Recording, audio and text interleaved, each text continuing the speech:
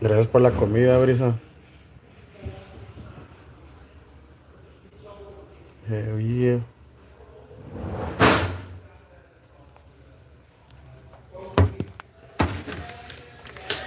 Lunch break. About to fuck this up.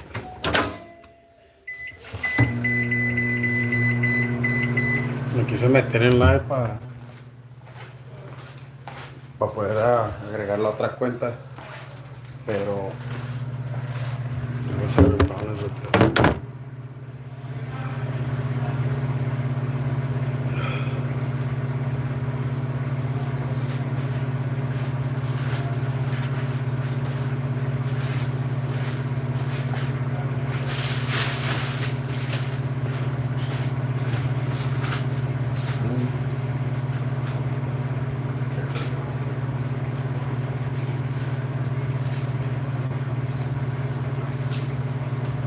Me tapa culo.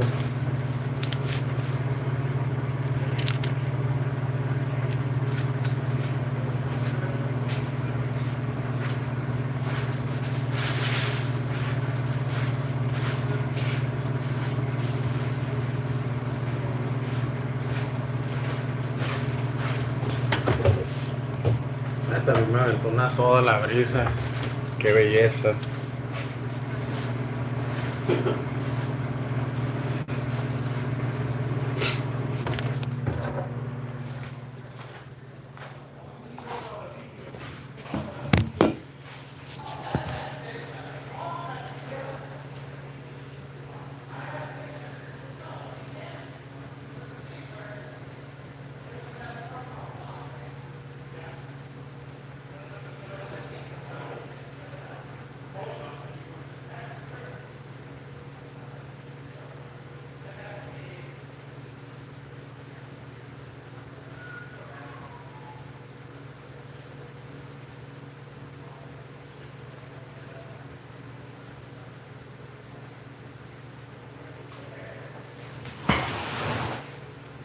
Sheesh.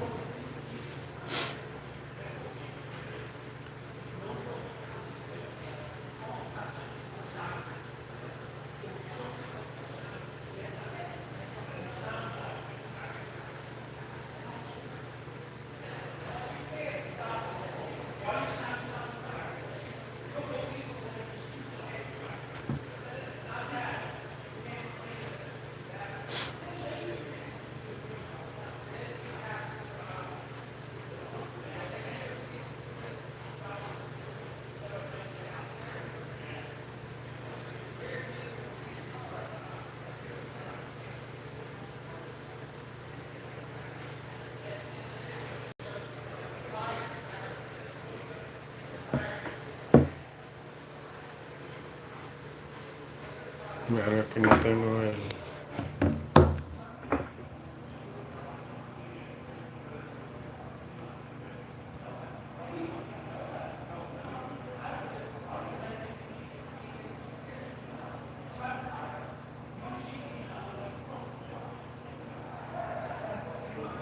Me van a jugar los Padres. It's gonna be a good game. Hopefully we win, right? What's up, bro? What's grosser than gross? Huh? What's grosser than gross? I'm not sure, but you're on live.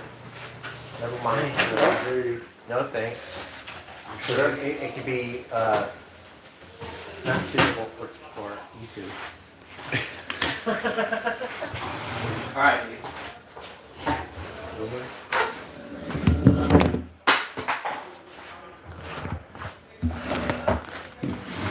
Te ves más bien y mejor las servilletas aquí. ¿Qué pedo? Squeaky ass shoes. Hell yeah, look. Chéveriza.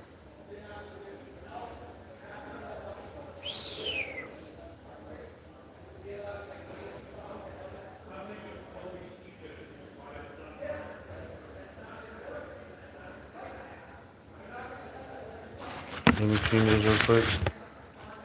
There we go.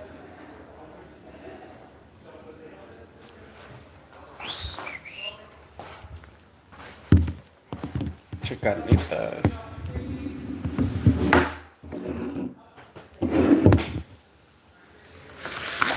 Yeah, this is good. Thank you for the food, girlfriend. We done marry somebody that cooks food every day.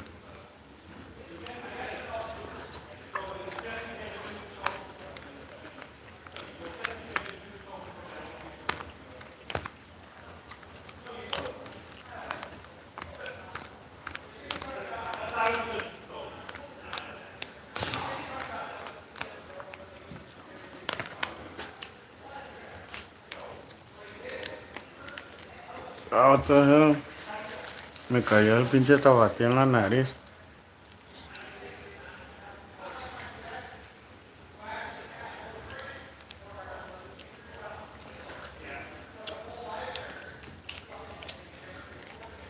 Well, Brisa, thank you for the food, girlfriend.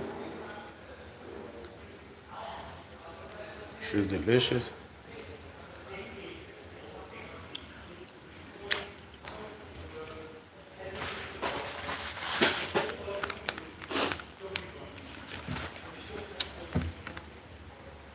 I was already getting hungry, so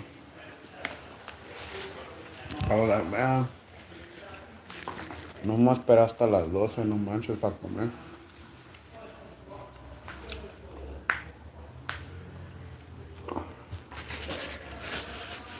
No eché tapatillo, pero this is actually pretty good. And healthy, too.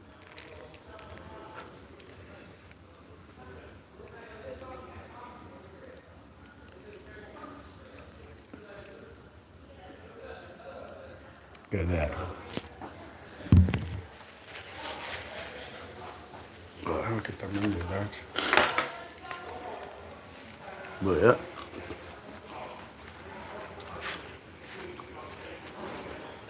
Yesterday, I didn't even work out, so today I am. Especially when I eat like good meals like this, que tienen, sus veggies and meat.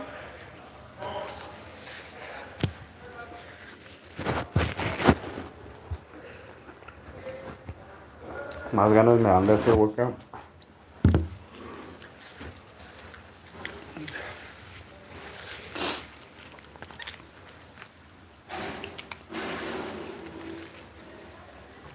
But yeah.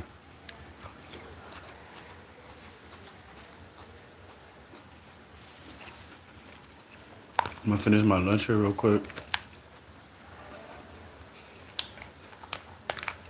I got some trainings to finish, so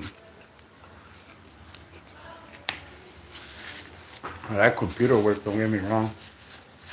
Just watching these videos that I want to get out of the way already.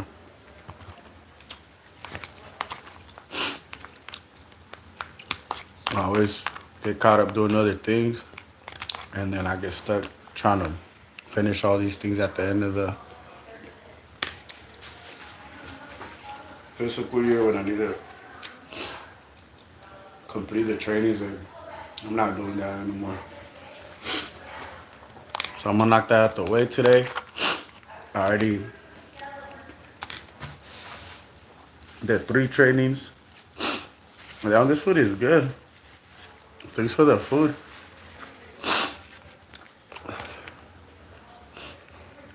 I owe you dinner, Risa.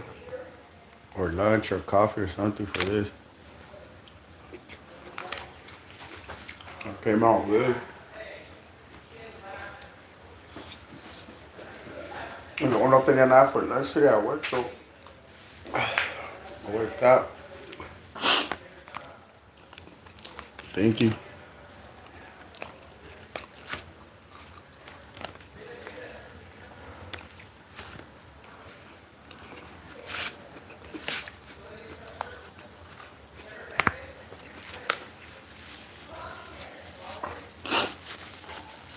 No manches, no puedo creer que el pinche tapatío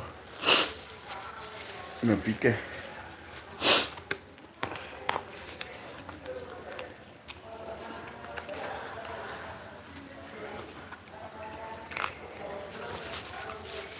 Me tira todo esto a la basura por lo mientras.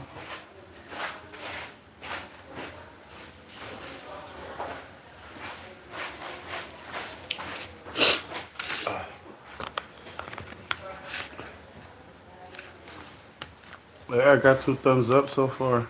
That's pretty cool.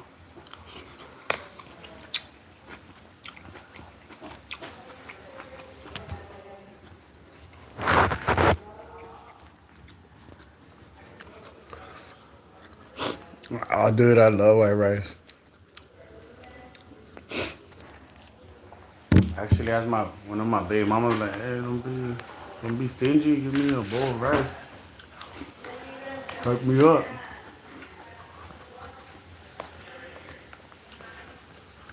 I like me gusta ponerle bananas a mi arroz. I used to eat it like that.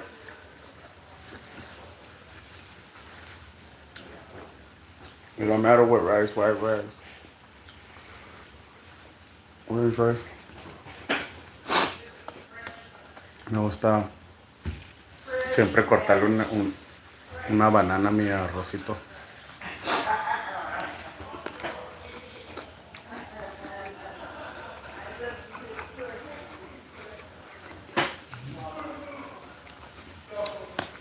Fuck. What the hell? Bella.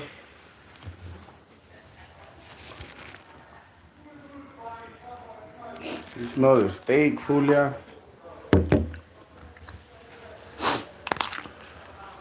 Sorry, give you food.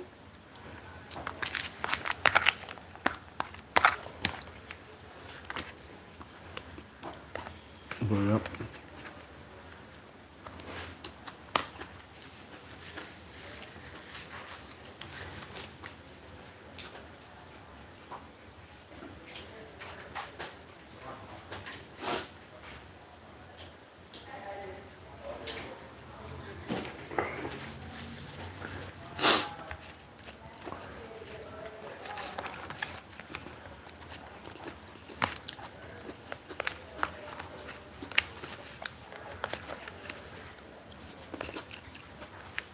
Yes, sir.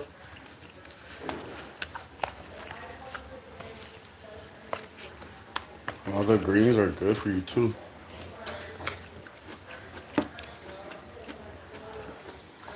I need a haircut and a beard trim. I was supposed to get one this week. I'm gonna call my friend today.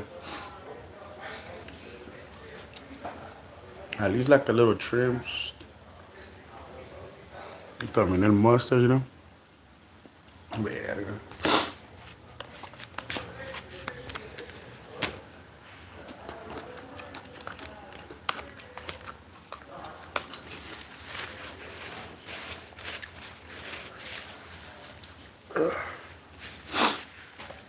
This is good.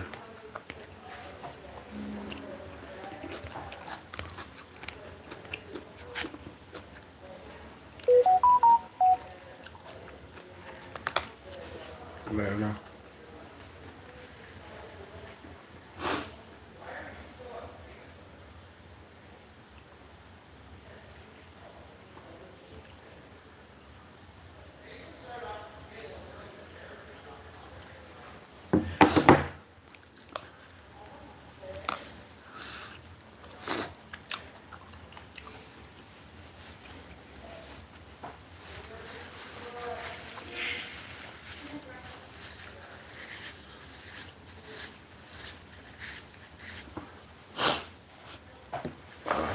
Damn, I got 3 thumbs up. That's awesome.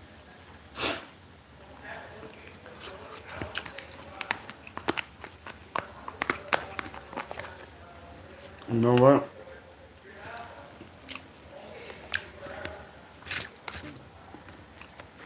It's good to have friends that look out for you. You You don't find those around.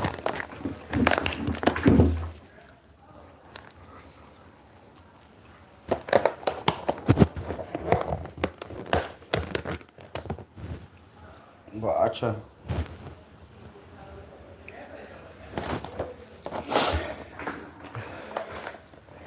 Was good.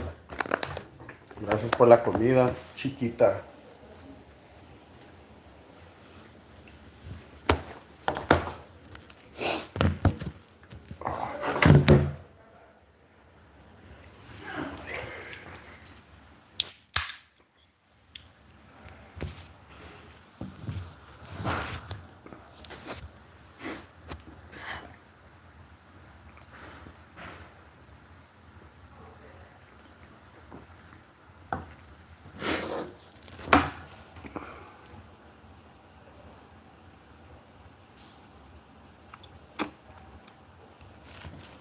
The Padres are playing today.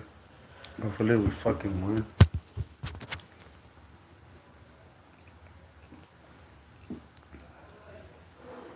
Si hay otro juego this week, como un Saturday or un Sunday, I'm planning on going. I'll probably get one of those little cheap tickets and just go and record.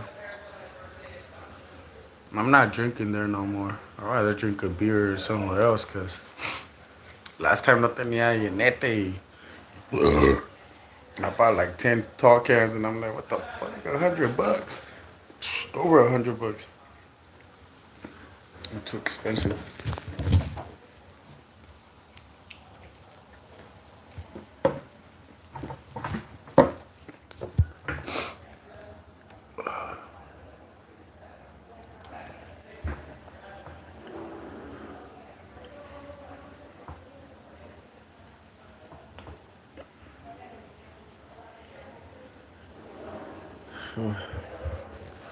Well, it's a nice Tuesday, actually.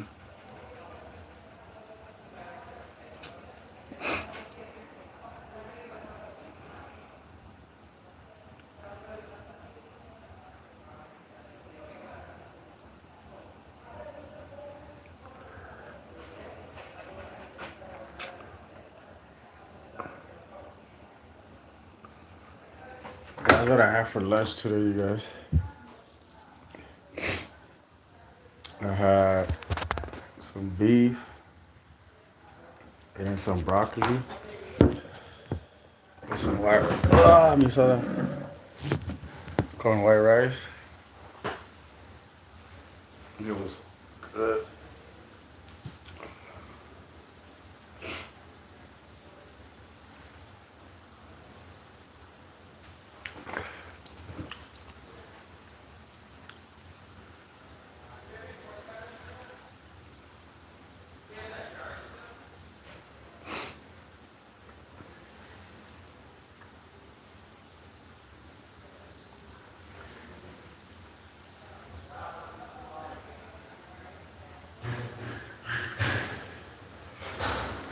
But yeah.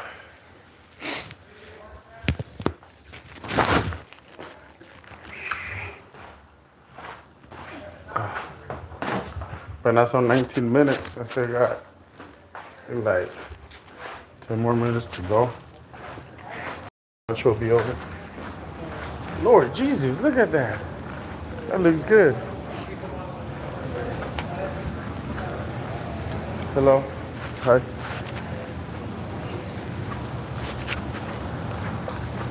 SINPA.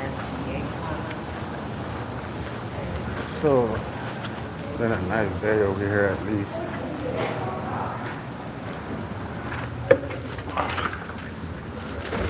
I still have like 19 minutes left. I mean 10 minutes left. It's nice how I leave my computer on for a purpose of charging my stuff and they always come and lock my screen here. Lord Jesus, now I have to start all over from the beginning.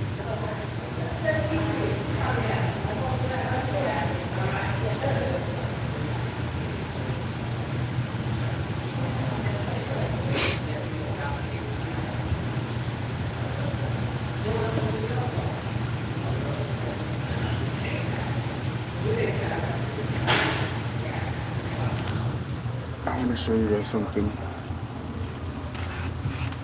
I like how. Hold on. Let me take this thing off. I like how that it gives me options for my next video. You guys see that?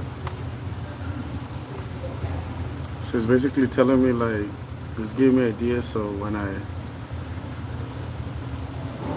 oh dude, I'm gonna do this one next time.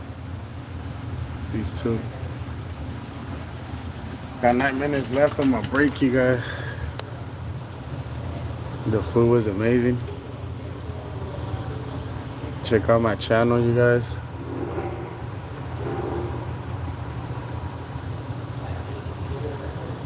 This is my new channel right here.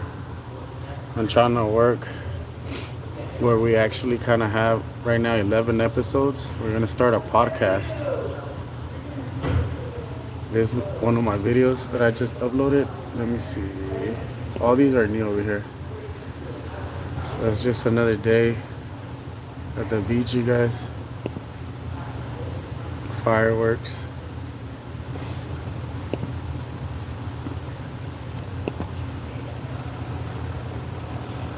Look at this. This was a month ago.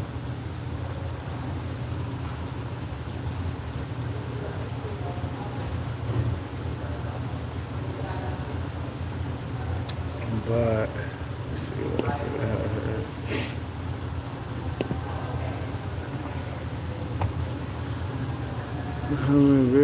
I just uploaded that one a month ago. Let me see what's this one.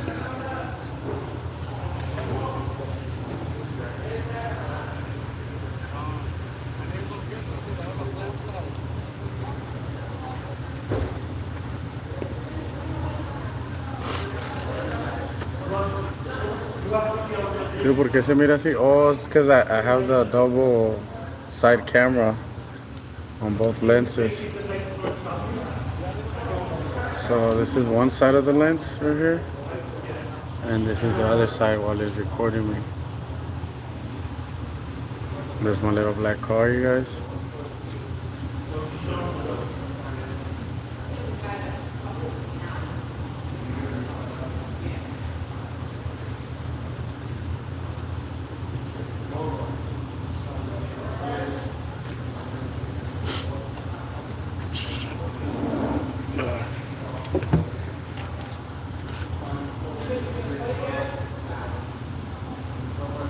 Let's see. It's actually good ideas.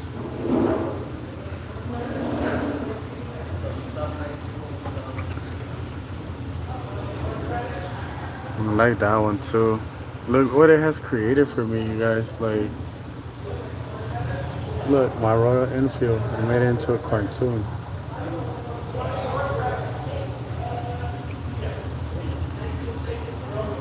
I'm gonna take a picture of this. Excuse me, you guys, real quick.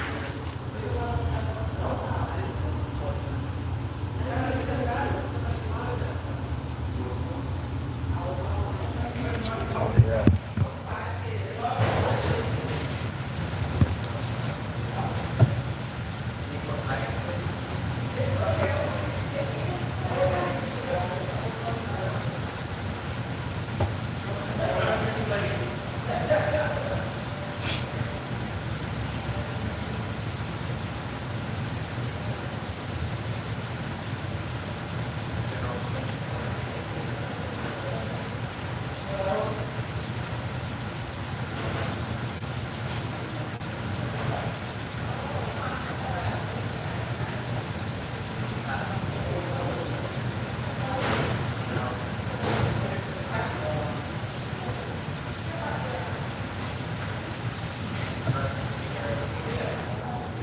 Esto fue hace ratito.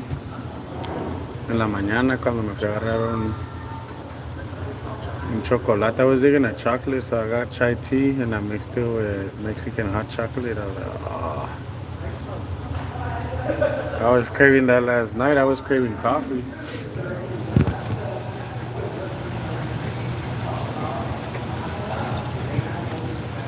Yesterday I had a lot of people on my live, so that was pretty dope. I really want to thank y'all for taking the time to stop by and show love. You know,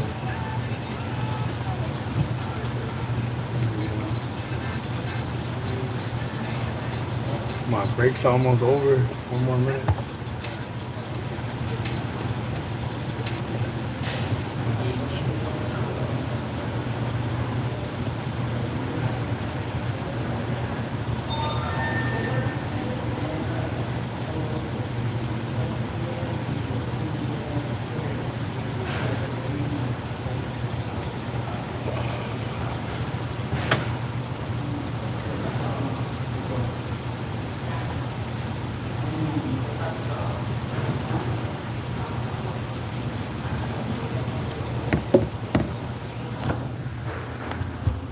Watch you guys. In order to start making money on this channel, so I need to get to 1,000 subscribers at least. I have 13. And I have to work on this.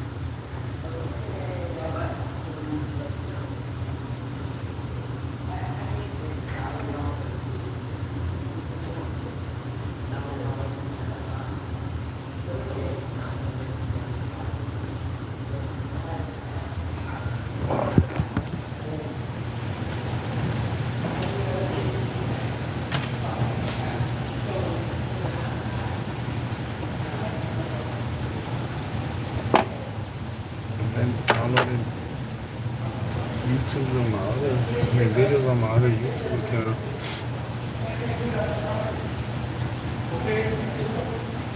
So I'm gonna figure it out right now.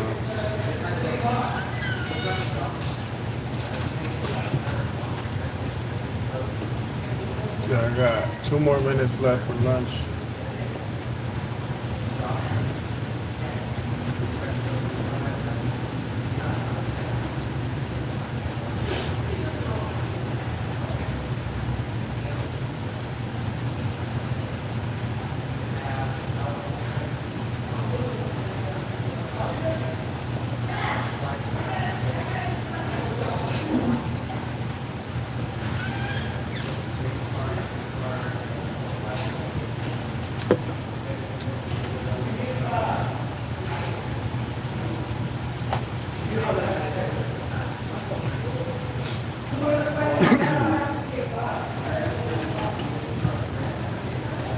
Let's see. They're not trying to download this.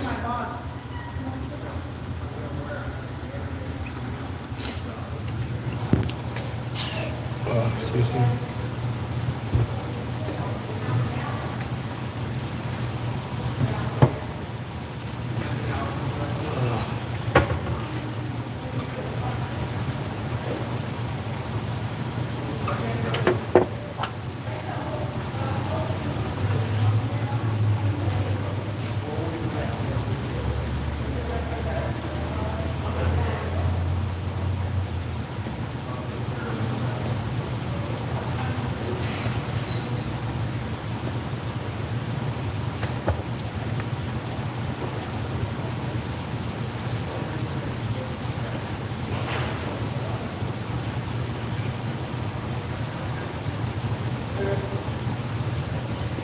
I want young people who come from diverse backgrounds, young people of color, to understand that people in our community struggle too.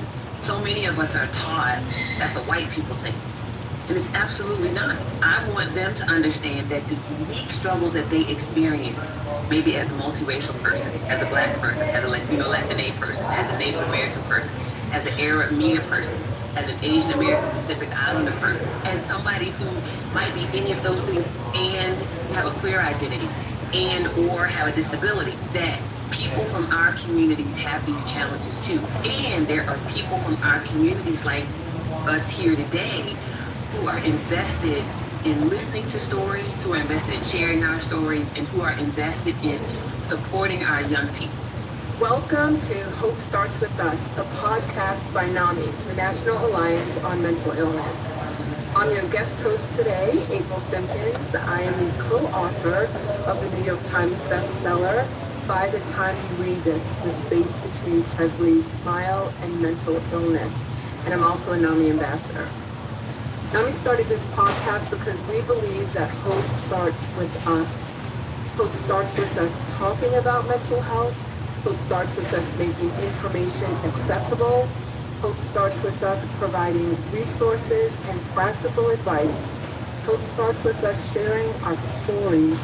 Hope starts with us breaking the stigma. If you or a loved one is struggling with a mental health condition and have been looking for hope, we made this podcast for you. Hope starts with all of us. Hope is a collective. We hope that each episode, with each conversation, it brings you into the collective so you know that you are not alone. I'm so excited to be part of this episode's conversation and to be joined by incredible Black women leading new, dynamic conversations about mental health. Joining me today are two amazing women. We have Dr. Alfie Breedlin Noble, known to the community as Dr. Alfie. She is a psychologist, scientist, author, mental health correspondent, thought leader, and founder of an innovative nonprofit, the Acoma Project. She was recently tapped as a Melinda French Gates 2024 World Leader. She lives by the mantra that everyone deserves optimal mental health, informed by love, light, and science. And we have Brooke Johnson, who I've known for a while and finally met in person at NamiCon this year in Denver. Brooke performed the incredibly important MC role at NamiCon and just did a phenomenal job keeping the energy hyped up. Brooke is also an actor, model, and singer, and she is also Miss Alaska USA 2018.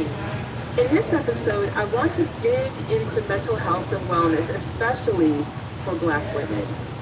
The intersection of mental health and race in America is not an easy space to exist in.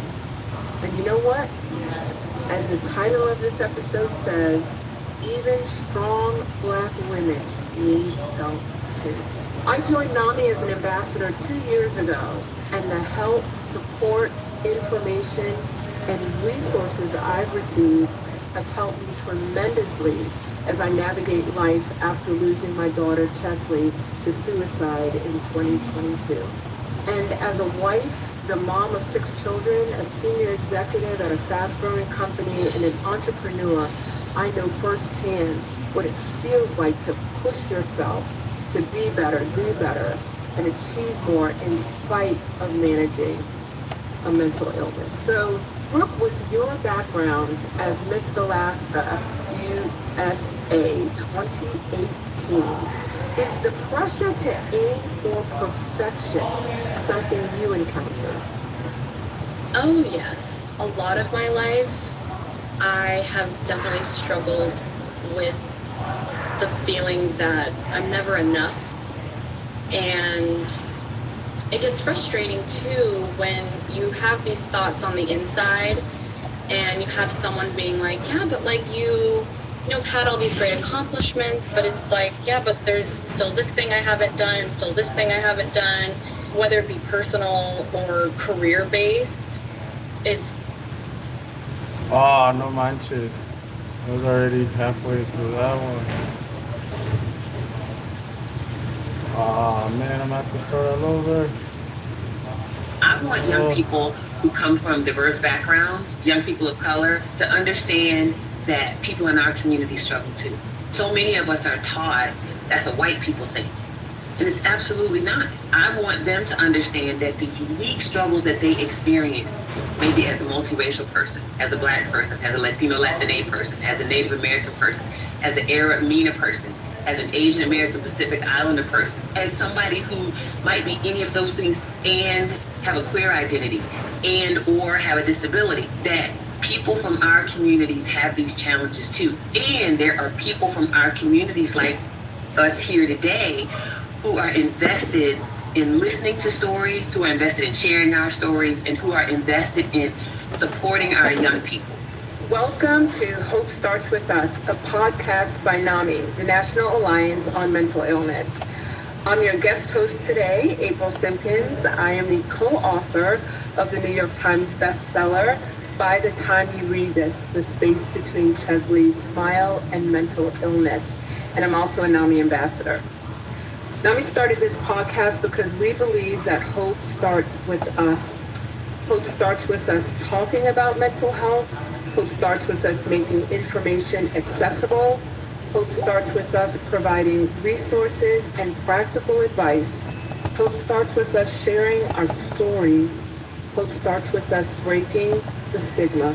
If you or a loved one is struggling with a mental health condition and have been looking for hope, we made this podcast for you. Hope starts with all of us.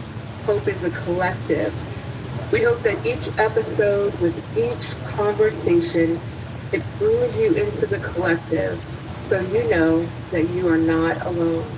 I'm so excited to be part of this episode's conversation and to be joined by incredible Black women leading new, dynamic conversations about mental health. Joining me today are two amazing women. We have Dr. Alfie Breedlin Noble, known to the community as Dr. Alfie. She is a psychologist, scientist, author, mental health correspondent, thought leader, and founder of an innovative nonprofit, the Acoma Project. She was recently tapped as a Melinda French Gates 2024 World Leader. She lives by the mantra that everyone deserves optimal mental health, informed by love, light, and science. And we have Brooke Johnson, who I've known for a while and finally met in person at NamiCon this year in Denver. Brooke performed the incredibly important MC role at NamiCon and just did a phenomenal job keeping the energy up. Brooke is also an actor, model, and singer, and she is also Miss Alaska USA 2018. In this episode, I want to dig into mental health and wellness, especially for Black women.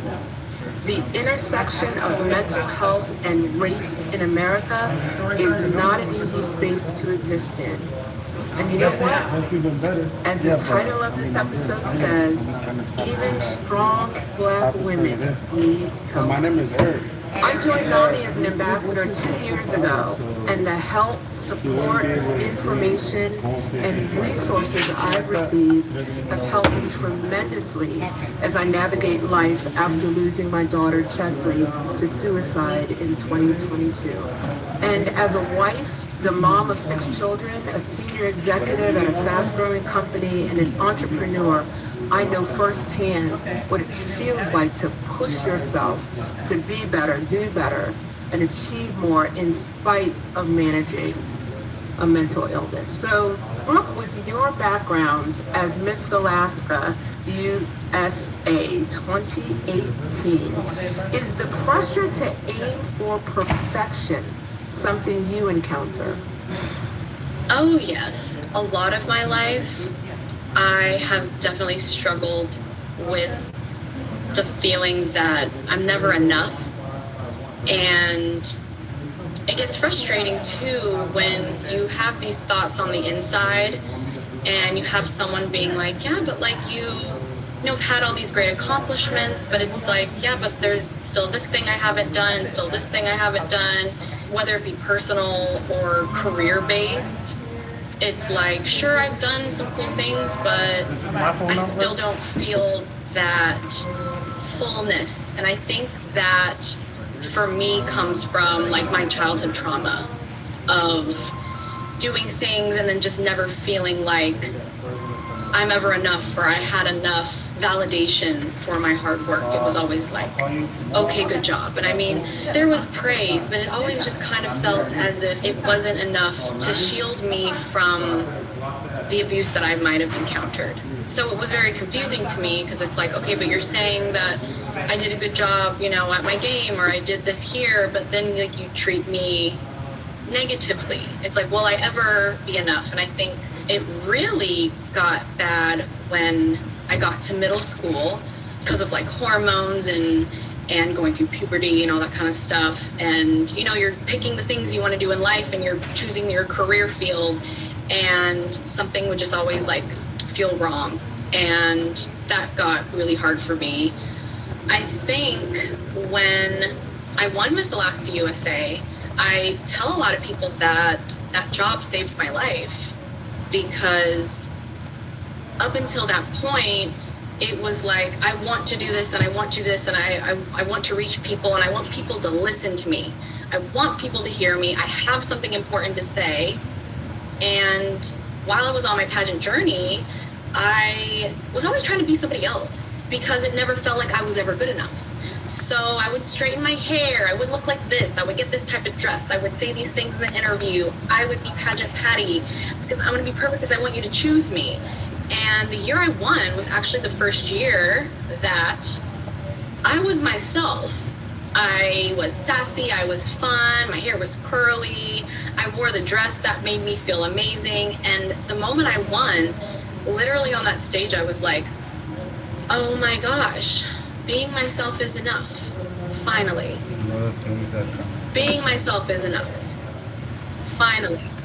That was when I created my program called Crowning Confidence. The year that was Miss Alaska USA, I went out to a ton of schools and was able to reach kids all over the country, but internationally. But it had started with, I had seen this little girl named Hayden get bullied on social media. She was this 4-year-old, and she dressed up in this Elsa costume for Halloween.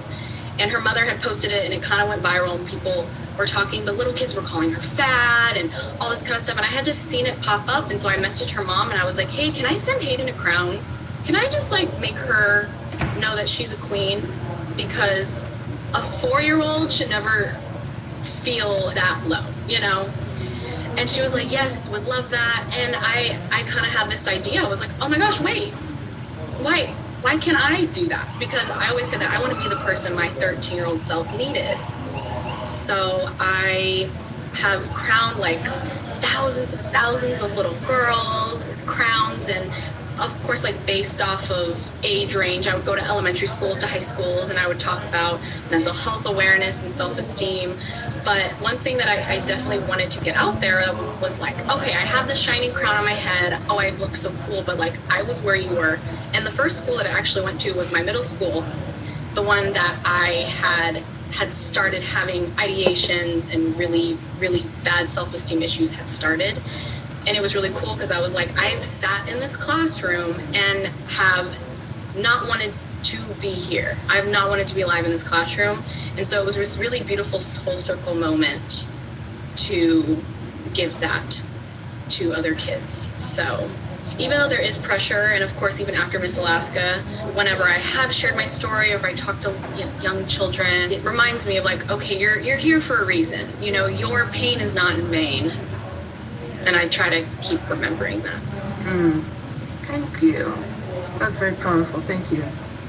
Dr. Alfie, with your nonprofit, the Acoma Project, you focus on supporting children, teens, and young adults of color in navigating their mental health journey. So how do you help young people navigate these big feelings? And are there coping strategies you recommend turning to in the tougher moments? Yes. So April and Brooke, it's just such a joy to be here with both of you. I'd like to start with the last question, the coping skills, because I feel like if people don't hear anything else, the coping skills can help. And one of the most important coping skills to me that I still use daily is mindfulness. I try to practice mindfulness, and I'm very big on mindfulness meditation. So what I try to share with people is mindfulness can be really a way of life. It doesn't always have to be meditation. Mindfulness is literally just being present. There are a lot of cultures that we've derived this concept of mindfulness from, so I like to shout those out, and many of those cultures are cultures of the diverse people of the world. So I always want to recognize that. And it was such a gift when Dr. Maya McNeely, I love that woman. She's a Latina, practicing psychologist in North Carolina. I worked with her for a long time, and that was one of the 2 big gifts she gave me. And so I like to share it with everybody. So mindfulness, and anybody can practice mindfulness. It's literally just the act of being present. So there are a bunch of apps. There used to be this great app. I just met the founder 2 days ago, and I was completely fangirling over her. It was called the Shine app, and it was taken over by Headspace. But the Shine app was really about showcasing diverse people in these contemplative, reflective types of practices, mindfulness, meditation, that type of thing. But there are lots of apps out there. The most famous that everybody knows is Calm. Everybody loves the Calm app. Headspace obviously is one, but there are a lot of them out there. My favorite, which young people can use as well, is called Insight Timer, which is very sort of low lift. It's not pushy. They're not trying to sell you anything. And it integrates you into a community of people globally who are doing things like yoga, breath work, meditation, that type of thing. So I love mindfulness. And so I have this beautiful picture of my daughter. She turns 20 in 2 days. Her name is Morgan. And Morgan was maybe 3. She has locks like me now, but before her hair was just like all over her. It was standing up everywhere. And she's 3 years old and she's doing this because she saw me do it, right? And so she was meditating. And so it literally can be as simple as a parent or caregiver practicing regularly and allowing your children or the young people you care for to see you do it. It doesn't take a lot, and it's free. The only thing it costs you is your time and your attention. So that's one. Mindfulness and meditation. I've been a meditator for about 18 years, daily meditator for the last 5, because full disclosure, I'm anxious. And it just really helps me manage my anxiety. I like to say I'm one of the poster children for generalized anxiety disorder because I worry about everything. And so I try to share with people, anybody can practice meditation. A lot of us struggle with things like anxiety, and I think if you put the 2 together, it can really help you. That's one. April, because I follow you, exercise, I know, is a big part of your life. See, so you know I've been watching because I know you all fit, and I'm like, I'm trying to be like her. How can I do that? Exercise is another one. For some young people that might be participating in sports, but it doesn't have to be competitive, right? It literally can just be you go outside and take a walk if it's safe. Pace around your house if you need to, if it's not safe outside. Doing sit-ups, like just something to keep your brain and your body engaged. Because what I always say as an anxious person, it's hard to worry when your brain is focused on doing those sit-ups, right? Or going outside to do that run. It's a little bit harder to worry because your brain is engaged in another way. You're trying to refocus yourself. Everyone needs one person who's safe, who they feel comfortable with to talk to, right? These are things that I try to encourage young people. A lot of people love journaling.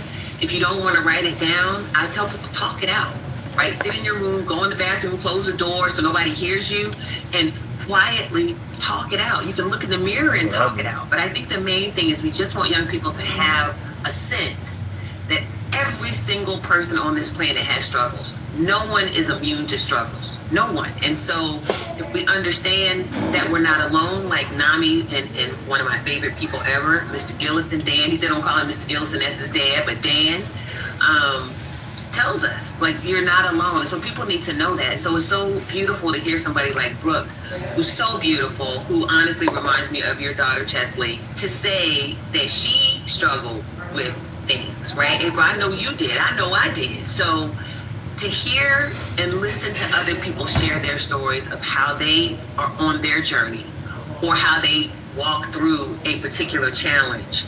I tell young people, read books so that you know there are other people out there who dealt with some things that you dealt with. So those are things that I share with young people. And then when I think about, you know, why ACOMA exists and how do I encourage young people, what I want them to know, in addition to they're not alone, I want young people who come from diverse backgrounds, young people of color, to understand that people in our community struggle too.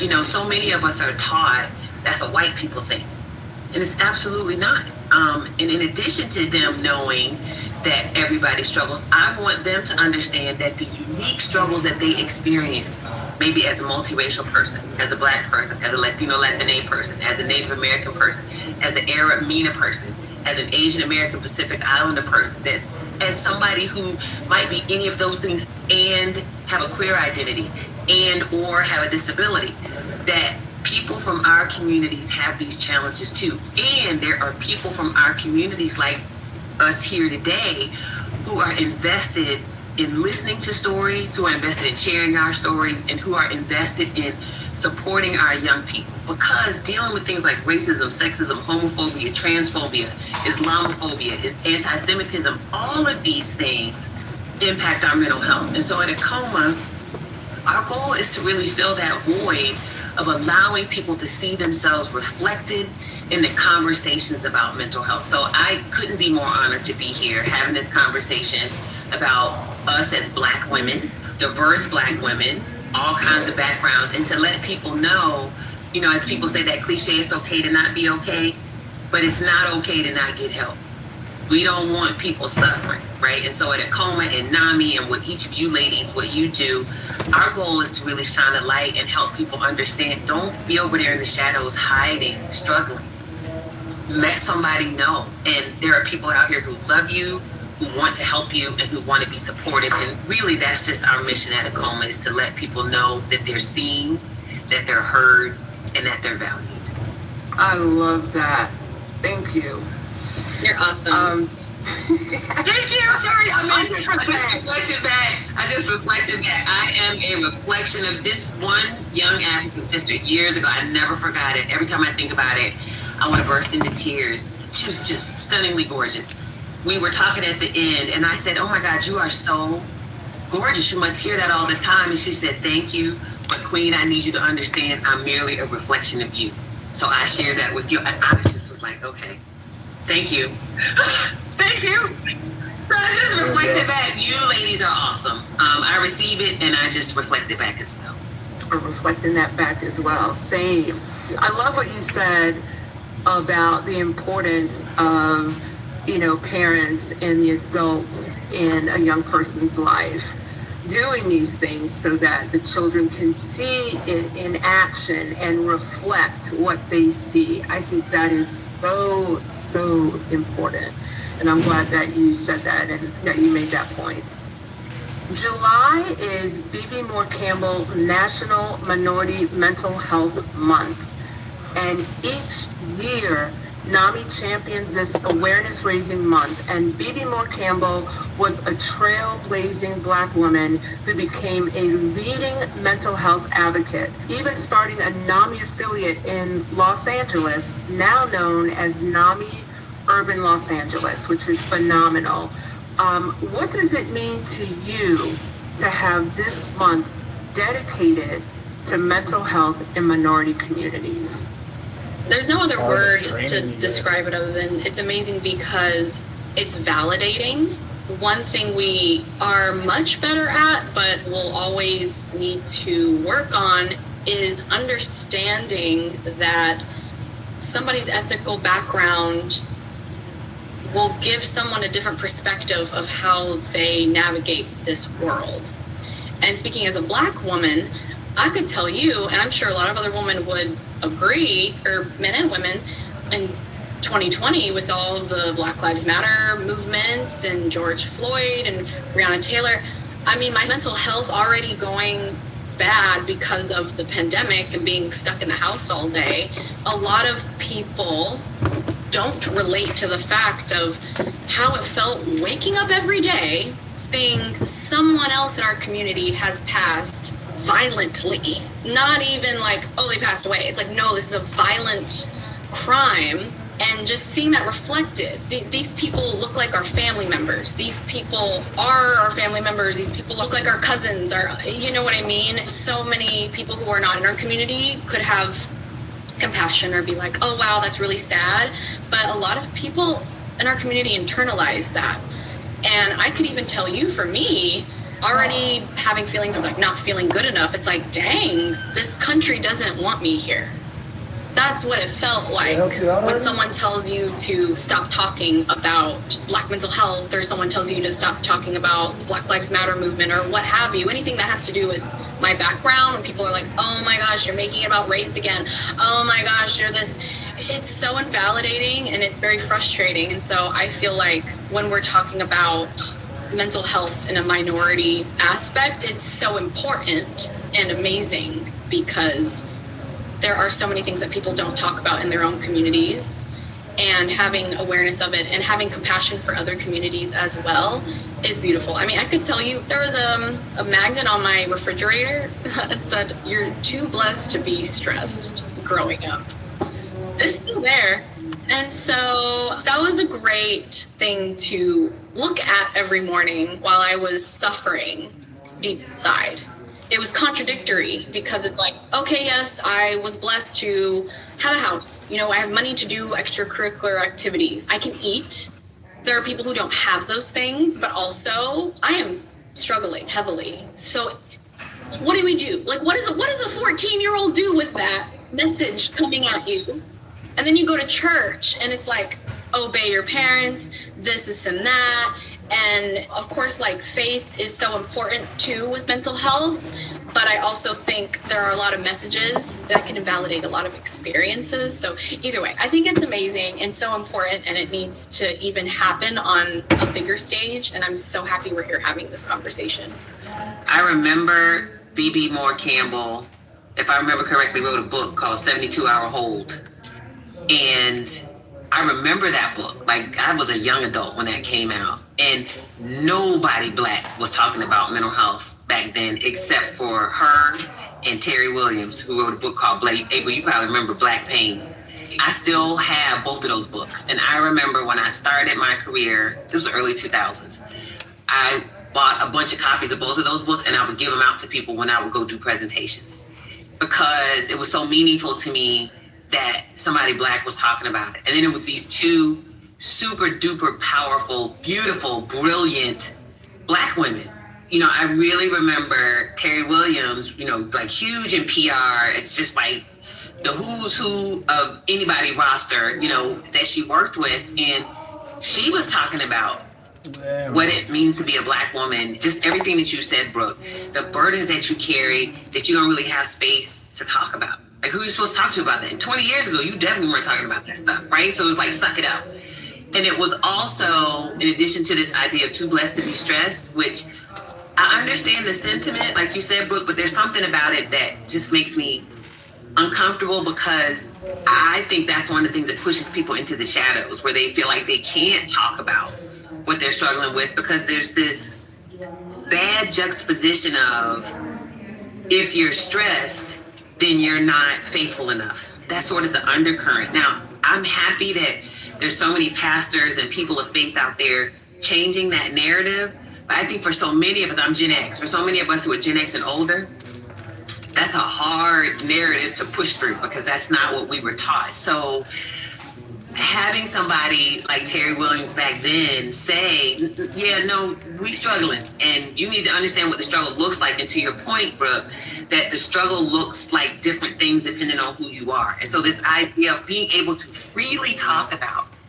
racial stress, that's important, right? Like in Chesley's case, having the space to be, and her siblings, to be able to talk about what it means to be a multiracial person and feeling caught between worlds. You got to be able to have space to talk about that. That is a unique experience. I watched Kamau Bell. I know he made a documentary a couple of years ago, and I hadn't even thought about it, like about multiracial kids. And what he said was, you have two parents who are creating a child where neither of them has that child's lived experience as a multiracial person. I was like, I didn't even think about that. I didn't even think about that. And so just those kinds of nuances. And if nobody ever says that it's okay to talk about that, who do you turn to have those conversations? So the idea of Mental Health Month that is specific to those of us who are of color, that's a place where I feel like, okay, so now we get to talk about our stuff, right? And it's real. And we get to educate other people out there about what these challenges are. We get to talk about things like what you were talking about, Brooke, vicarious trauma. What does it mean to witness this stuff day in and day out? And I can remember early winter going into spring of 2022 when we lost 5 prominent Black people, like boom, boom, to suicide. I remember that vividly. And I remember thinking, I got to do something. And so even in that month between, I would say February and say like April, we did an event. It was virtual, and we had a lot of people join the event virtually, but our thing was, we called it state of emergency. And I just felt like we needed to do something. So we had a lot of people with lived experience come on. We had some celebrities on there. We were just very fortunate to get people galvanized around this issue. But, you know, my feeling is, in addition to this month, I think you alluded to it, Brooke, we should be talking about this all the time. Like, it's, you know, 24/7. And so this month gives us an opportunity to start the conversation and help educate other people intensely and intently. And then we have the opportunity to carry it, like you both do, carry it throughout the year, because we just can't talk about these things enough. 100%. 100% agree wholeheartedly. And I love that you said that, because I have listened to my children talk about life as someone who is partially one race and partially another. When David and I got married, and we have 2 boys who are 15 and 16, and of course their older siblings, some are in their 30s, we appreciated that our 2 boys had their older siblings to talk to about some of these experiences and what that life looks like. And so I completely agree with you. I think, to your point also, Brooke, for our community, the Black community, there is such a connection between our mental health and our spiritual walk and religion, that almost to even imply that you are struggling with your mental health gets translated into your spirit life isn't right.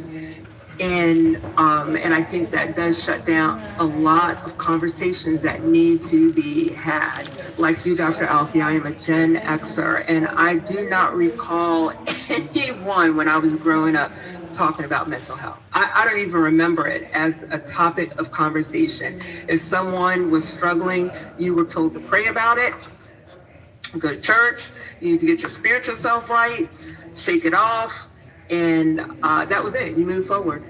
And remember, because we are the children of civil rights folks, you know what they told us? We don't have it as bad as they had That's it. right. We weren't enslaved, right? That's the messages that we got, right? And so there's a part of it I get, but it's like, what do I do with that? Like, I don't know what to do with that. Like, you right? My parents were from Mississippi, so my dad literally can tell me stories about being jailed, right, during Jim Crow era, going to segregated schools. I know that wasn't my experience, but it's sort of like, I don't know how you respond to that. So I would just be quiet, because I felt like if I said anything else, it's being disrespectful. And you know, we were taught children should be seen and not heard. Not heard. So there was just nowhere you could go with your struggles. And I happen to grow up in a predominantly white environment. I'm from Virginia Beach, Virginia, same hometown. I grew up I like to tell people, I'm like equidistant from Timbaland. He grew up on one side of me, the super producer, and then on the other side of me was Chad and Pharrell, the Neptunes. The neighborhood I grew up was like in between both of them, and we're all the same generation. And so back then it was like, it's not the same, but for us Black kids who were growing up in white environments, our parents didn't grow up in those environments. They grew up in all Black environments. And so they didn't really have context. We were struggling, like being the only Black kid in the honors class, man, that wasn't no joke. But there was nobody to talk to about it because that wasn't their experience. Their honors classes were all Black because they were in segregated schools. So it's not to complain about them, it's just the context, it was hard. Like you said, it was very much a struggle and trying to figure out how do I navigate and manage this and take care of myself. It was hard, and we just didn't have a lot of outlets for it. So again, for you to speak about this, you know, April, when you speak, you liberate a lot of us Gen Xers, because you're public, you're open, you're beautiful, you're bright, you're articulate, and you can talk about it in a way that lets us know, oh yeah, she know our experience, right? Pray about it, put it on the altar, you know, get over it. You know what I mean? Like, so I'm just grateful for it, because if you don't say it, a lot of us don't get to hear it. To that point, you telling April that, Chesley was that to me. She gave me the empowerment to be like, let's talk about the Black stuff. She was not afraid to put that out there, especially as a woman who was Miss USA, that was, of course, like kind of scary because, you know, of the weight of the world at the time. But every time I would see her post or see her talk about it, she made it so normal to speak up about the uncomfortabilities about what we're going through that I went to a march because she went to one. Because I was like, if she's doing it, why can't I speak up and talk? I should be speaking up and talking just like her. She was quite the activist. She really was. She really, really was. So NAMI also leads an initiative called the Community Health Equity Alliance, also known as CHEA, which focuses on improving the trusted delivery of mental health care, as well as increasing access to equitable mental health care for Black and African ancestry communities. What do you think Black and African ancestry communities need in order for NAMI to achieve its goal of getting people early mental health care, getting people the best possible care, and diverting people from the justice system? What would have helped your experiences? I can say briefly, I think it is a couple things. One, it is partnership with trusted entities in communities, which I know Dan knows because he works very hard to do that. People need to see the ways in which you care, not just that you care, they need to see how you operationalize care. And so if there are pastors or people of faith or faith communities where they get it and they're not teaching people, you're too blessed to be stressed. I have this great colleague who works at George Washington University, and she's also a pastor. Now, this is just for folks who happen to be Christian. There are many things. I happen to be Catholic, so my experience is a little different. But she talks about scripture, and she uses scripture to talk about people in the Bible who had depression, who had anxiety. There's a community that resonates with, and like it's just so meaningful for them to say, oh, okay, so it was like Job was going through some stuff, and it wasn't just, you know, he was losing everything. He was depressed. He was probably depressed, right? And so, or like struggling with trauma and that kind of thing. So I think it's that piece. And then I think the other piece is, and I'm a researcher at heart, I think it is also ensuring that we present people with models of what experts look like that are diverse, right? Because like you think about when we watch TV, it's only certain people who talk about mental health and mental illness. And so, of course, it's beautiful that we would have Black people talk about Black folks' mental health. And guess what? It's Latino folks out there who could probably talk about Black folks' mental health. Black folks can talk about other communities' mental health. Like we're expert in the concept and the ideas, and those of us with lived experience in dealing with mental illness and mental health, or having loved ones who have those experiences. And so it really is about showcasing and putting on display for people that you value the expertise of communities, because you partner with communities and you work with trusted entities within those communities. So getting Big Mama on board, you got the community, because if, you know, in the neighborhood, everybody had a Big Mama. Mine was Mama Alice, right? And the other was grandmother. They were like night and day. Prim and proper grandmother, and you don't say yeah and no. And then Mama Alice, who literally was like the blueprint for Medea, had a pistol and everything. And so you got to have all of that, I think, reflective in our communities and partner with those folks. And I think those are the signals that let people know, okay, the stuff that you're selling, I might be willing to buy. With selling being, I want to put you over here, you know, with this provider, or I want to give you access to this app. It's that kind of thing. And then in terms of juvenile justice, I think we got to be honest with ourselves about the ways in which the same symptoms in our children are viewed differently by people in my community, by providers. So we have data that says this, right? We produce some of this data at the Acoma Project. You take two kids, you take the same set of symptoms. You take a Black kid and you take a white kid. The white child is going to be funneled toward behavioral health services because they have depression or anxiety or an internalizing illness. The Black child is going to be diverted toward the justice system, right? Juvenile justice or behavior modification, because that child is not seen as depressed. That child is seen as acting out, right? And it can be the same set of behaviors. It's how we interpret it. So I think it is, those are the kinds of things that we know intimately in our communities, and we're looking for the NAMIs of the world who get it right, the Comas projects of the world who get it right, the crowning glories of the world that get it right, to show and reflect back to us, oh, you get me, you understand me. I love that you were talking about the faith-based approach as well, because like, give credit where credit's due. Even though I have my own church hurt, My best friend actually is a minister in New Jersey. Her name's Nobi, and she is constantly working to bring in more mental health into their practices and into their scripture, into everything, so that it's not this taboo topic anymore. And we've had a lot of conversations because I'll debate her about religion, you know, and she's very much being like, no, but like we believe mental health is a thing and we want the next generations and for this to be known and like have our faith support us and not have it be by the Bible, as you would say. And I'm like, wow, that is amazing. I wish I went to a church growing up like that doesn't make you feel bad about the problems that you're having. But for community and Black and African ancestry, I mean, that's just like a huge question mark to me, because living in LA, and just in the United States, a lot of people don't know, there's hospitals that are specifically created and dedicated to specific backgrounds. You know, they have like in Alaska, we have like the Alaska Native Hospital. There's hospitals for Indigenous people.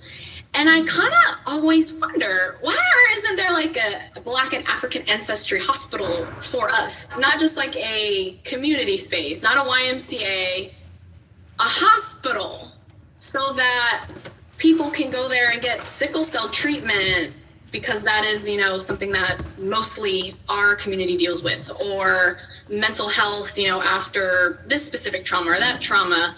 Because like I had said earlier, everyone is valid in their own experience, but just speaking as a Black woman, my experience in especially the mental health space is a lot different than a lot of my friends or colleagues that are not Black. And I myself have been very mistreated by the mental health system in Los Angeles. And looking back at it, I'm like, man, I wish there was like a Black person that was around anywhere that could have been like, oh no, like don't treat her like this, because this is where this is coming from. Or just someone that could have protected me, because they immediately profiled me. They just profiled me immediately, thought I was probably someone off the street, and talked down to as if I was nothing. And I remember even once I was in an intensive outpatient. So we're sitting around, we're having group therapy, we're talking, and we're all talking about, you know, what we do in life. My depression had gotten scary at this point, so this is why I was there, to kind of get help to come back up.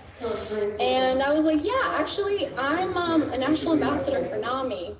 And the therapist looks at me and she's like, you are? And I'm like, yeah, I'm in here too. And like, okay. And I was like, oh, you know what NAMI is? She's like, of course I know what NAMI is.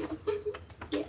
I've had to tell so many people that I've been profiled. I don't know, it's just a weird thing of like, I'm a successful person who like really does have a level head. I just maybe am having issues. Like, I shouldn't have to say that at all. I shouldn't. I should just be given like grace and love and support. But that's sadly, honestly not the case. And with another level to that, I'm a light-skinned Black woman who is way closer adjacent to whiteness. So I can only imagine my darker complected, chocolate skin, beautiful sisters that are getting probably treated way worse than that. So if I was treated that way, looking the way I do, oh my gosh, it's a problem. And I'm like, where's our hospital? Where's our safe space? Where's ours? I want one. Can we have a hospital? I love that you say that, Brooke. I remember there was a gentleman on TikTok, ironically, and I think that's how he began his step into a more public arena. But he is a physician, and he would talk about diseases and ailments and how they present in Black people, or how it looks on Black skin. What does that look like? Because so many of the books that are used to display skin and other diseases and ailments are on white skin. And so we do get misdiagnosed. And I think the same happens with mental illness. It shows up a little differently. I read a study that was done a year and a half, 2 years ago that depression shows up differently in Black women. Gets confused as us being aggressive or other things. And so I agree. I love that we do this, that we take this time during July to talk about mental health in the minority community, because it does show up different and we get treated differently, Brooke, as you were saying. You know, one thing that rings true and hits home to me, especially as the mother of 4 beautiful young Black men, is talking to them about their mental health. Because not only do we as Black women, are we treated differently because of our mental health, but Black men, they need those examples too. They need men who step forward, who remove this let's be tough and transfers and translates that into let's talk about what's going on. Let's talk about how you're feeling. Let's talk about what's going on inside and support that's out there. So I love that we spend this time with a little more focus. And it doesn't even have to come outwardly, but I think in our own community, if we just take this time to focus on us, how do we support us and show up for us and be compassionate to us? I think even that is such a beautiful help. So I love that we do this. Before we conclude, I'd like to ask you a question that NAMI asks every podcast guest. The world can be a difficult place, and sometimes it can be hard to hold on to hope. That's why each episode, the last couple of minutes, are dedicated to a special segment called Hold On to Hope. Dr. Alfie, Brooke, can you share with me what helps you hold on to hope? Honestly, I think moments like this where I can be in a safe space and speak about things that I'm passionate about, but also be in a room with other amazing women like yourself that are understanding, that understand me, and knowing that this conversation can potentially help people.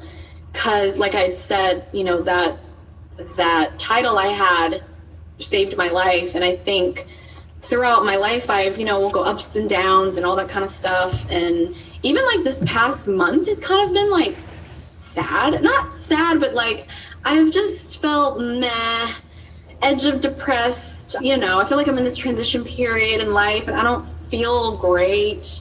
I'm fine.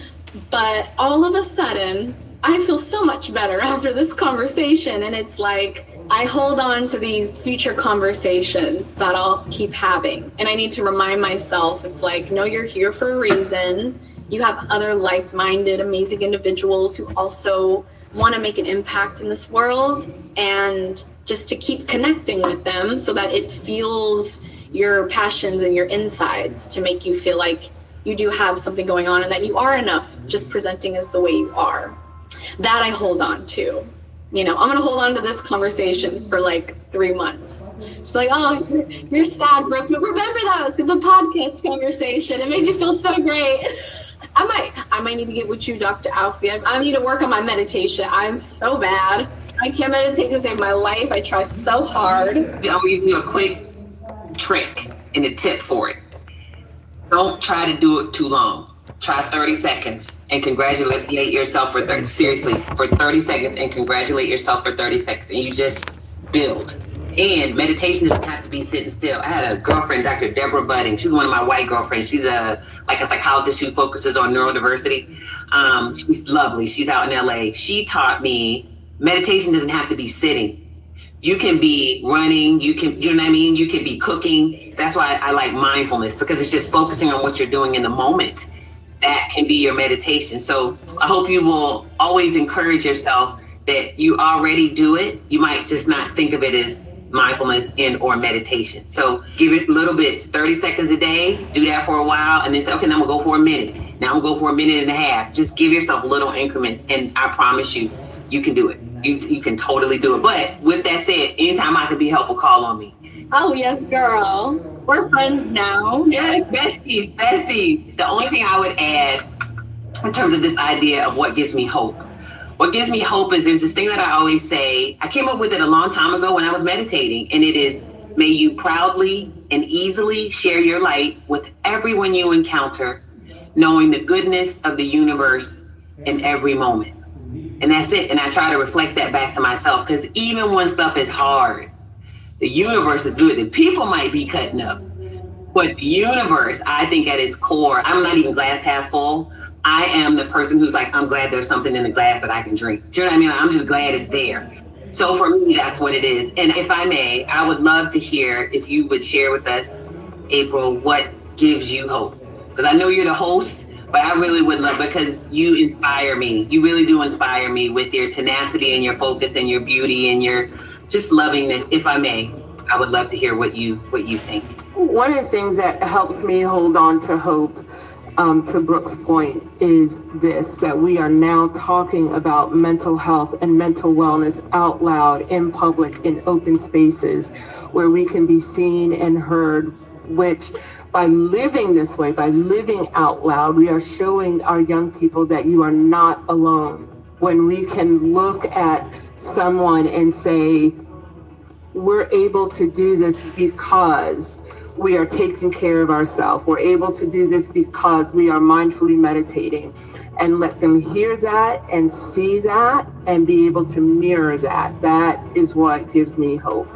Thank you. I love that. That's what gives me hope. So thank you so much for sharing your stories with me today. And I take a lot of hope from knowing that there are voices like each of yours out there making it possible for conversations around mental health to shift and grow and become more open.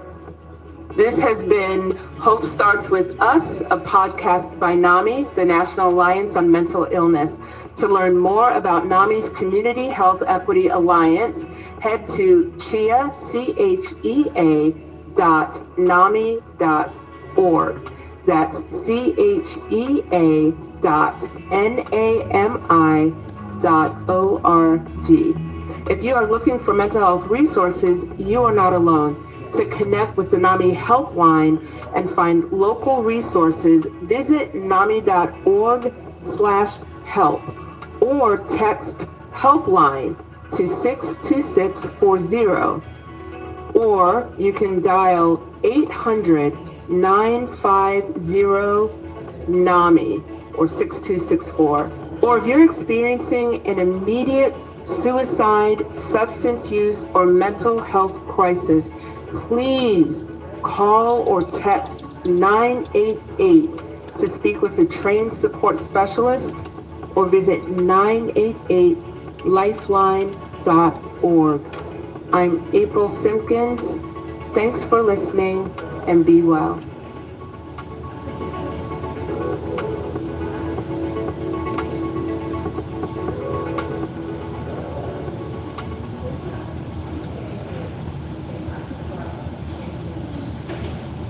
Nearly 1/5 of Native people experience a mental health crisis or illness. There is a certain level of distrust in the communities based around historical trauma that people have experienced within the healthcare system. I do think it really has to be culturally competent care from Native mental health practitioners themselves, so people can see themselves represented in that way. Welcome to Hope Starts With Us, a podcast by NAMI, the National Alliance on Mental Illness. I'm your guest host, Stephanie Robertson, NAMI's Director of Mental Health Equity Innovation. NAMI started this podcast because we believe that hope starts with us. And this really focuses on 5 things. Hope starts with us talking about mental health. Hope starts with us making information accessible. Hope starts with us providing resources and practical advice. Hope starts with us sharing our stories. And hope starts with us breaking the stigma. If you or a loved one is struggling with a mental health condition and have been looking for hope, we made this podcast for you. Hope starts with all of us. Hope is a collective. We hope that each episode with each conversation brings you into that collective so you know you are not alone. Again, my name is Stephanie Robertson, and I'm the Director of Mental Health Equity Innovation here at NAMI. I lead the Community Health Equity Alliance, or CHEA, a community-based initiative focused on improving access to care for people with serious mental illness in minoritized communities. On today's episode, we will focus on mental health access and care in American Indian communities. This Saturday, August 9th, is the International Day of World's Indigenous Peoples. And so in honor of this day, we are speaking with an amazing guest. We have Michelle Negrete, NAMI's Manager of American Indian Mental Health Community Outreach. So as we get started today, I'm hoping you can share with us some of your mental health story. What experiences helped you become a mental health advocate? Yeah, thanks, Stephanie. So I always say my journey into mental health advocacy started in the community. Definitely growing up, saw firsthand how much people were carrying, whether that was like generational trauma, injustice, or just everyday stressors that kind of went unseen and untreated. Saw friends that lose battles with depression and saw others overcome it. I also had my own mental health journey with managing my anxiety and getting help with OCD related anxiety as well. But it definitely, I realized that sharing stories and talking about it kind of helped me realize my own kind of stuff that I had going on, but then also that I wasn't alone in some of the things that I was experiencing. Because I was like, oh, you think that way too? That's cool. Let's talk about it. Felt less isolating for sure. And then that's how you decided or began to think about becoming a mental health advocate? Yeah, kind of making that realization of my own. And then working with Native communities in my own community. I used to do language documentation and revitalization. That's kind of what my academic background is in linguistics, but I saw the direct impact on when people were reconnected with their culture, how it just kind of uplifted the whole community. So definitely that combo too. And I really do appreciate you sharing that and sharing your story in general. I have a similar kind of reason that I'm in this work is I began to share my story and saw that I was not alone, but that it helped others as well. And I think the power of storytelling is something that we underestimate sometimes, but it really does mean a lot to others when they know that they're not the only one and that there's someone else that can relate to them and can really connect with them. So again, thank you for sharing your story. Let's talk about your role at NAMI as Manager of American Indian Mental Health Community Outreach. So it's a newer role and part of the cross-cultural innovation and engagement team. What have you done this last year and what are you most looking forward to doing in this role? Yes, I'm incredibly honored to be on the CCIE team. Essentially, I am expanding the Sharing Hope series. It's a series that was created in direct response to George Floyd and all of the Black Lives Matter movement that was happening during COVID. And to my understanding, NAMI already worked with these communities, but this kind of really formalized it. And so it's just a series that's for, by, and about marginalized communities. And so they brought on me to expand into the Native American Indigenous groups. And yeah, so I've really just been building that out using a similar framework, but making it culturally competent to our specific community. And it's been really rewarding, and I have been so excited to, because I am a Mescalero Apache, so my family is from Albuquerque, New Mexico kind of region. The Mescalero Reservation is south of Albuquerque, but it's the closest major city to it. And then I've worked with a lot of Southern California natives. And so my experience definitely is the Western Native culture. So I'm really excited in this position, it being national, to learn about other Native communities, like Pacific Northwest, or I was just up in North Dakota with the MHA Nation. They're doing incredible work up there. So yeah, it's just been really good to see how other cultures, because even though we are all native within our culture, it's like all these subgroups, of course, that have their own way of healing and connecting. And so it's been a really good learning opportunity for me also. And would you be able to maybe break down what Sharing Hope is, or what it is, what you will be doing? Like, what does this comprise of? Is it just a conversation? Is it several conversations? So just what does it look like for those who may not know much about it? Definitely. So the Sharing Hope series is a 3-part community conversation series. So the first conversation, you kind of get acquainted with everyone. It's a video-led discussion series. So you watch videos about Native mental health, and then you have conversations about them afterwards. The second conversation, you bring in a Native mental health practitioner, and they give kind of a presentation and go over Q&As and kind of help break. That's a big part of the breaking the stigma of that. And then the third one, we talk about signs and symptoms of mental health, what it really means to be well in our communities, what that looks like, and also create a mental fitness plan so that we can help ourselves through our day-to-day lives stay healthy. And so I've worked a little bit with the office, the CCIE office, and Dawn Brown, phenomenal leader, who does Sharing Hope with Black African ancestry communities. And so that is a lot of the work I do with the Community Health Equity Alliance. And being able to really break that stigma. The stigma does exist in numerous communities, but really being able to focus on why that stigma exists in certain communities and how to best approach it. I think it's amazing that this office is doing that, and that this is an initiative that NAMI cares deeply about.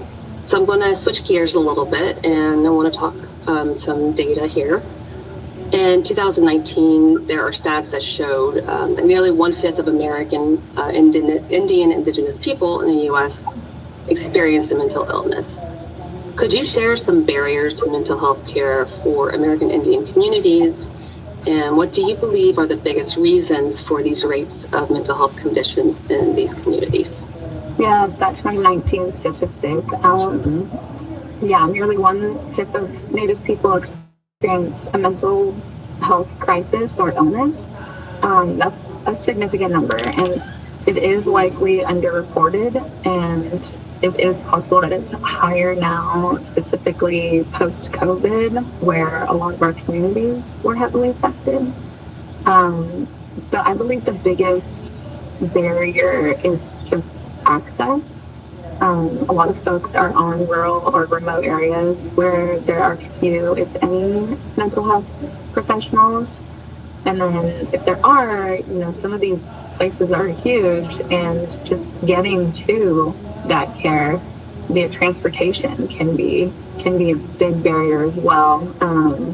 Even if you're trying to do it virtually, Zoom, internet access is spotty on reservations a lot of the times.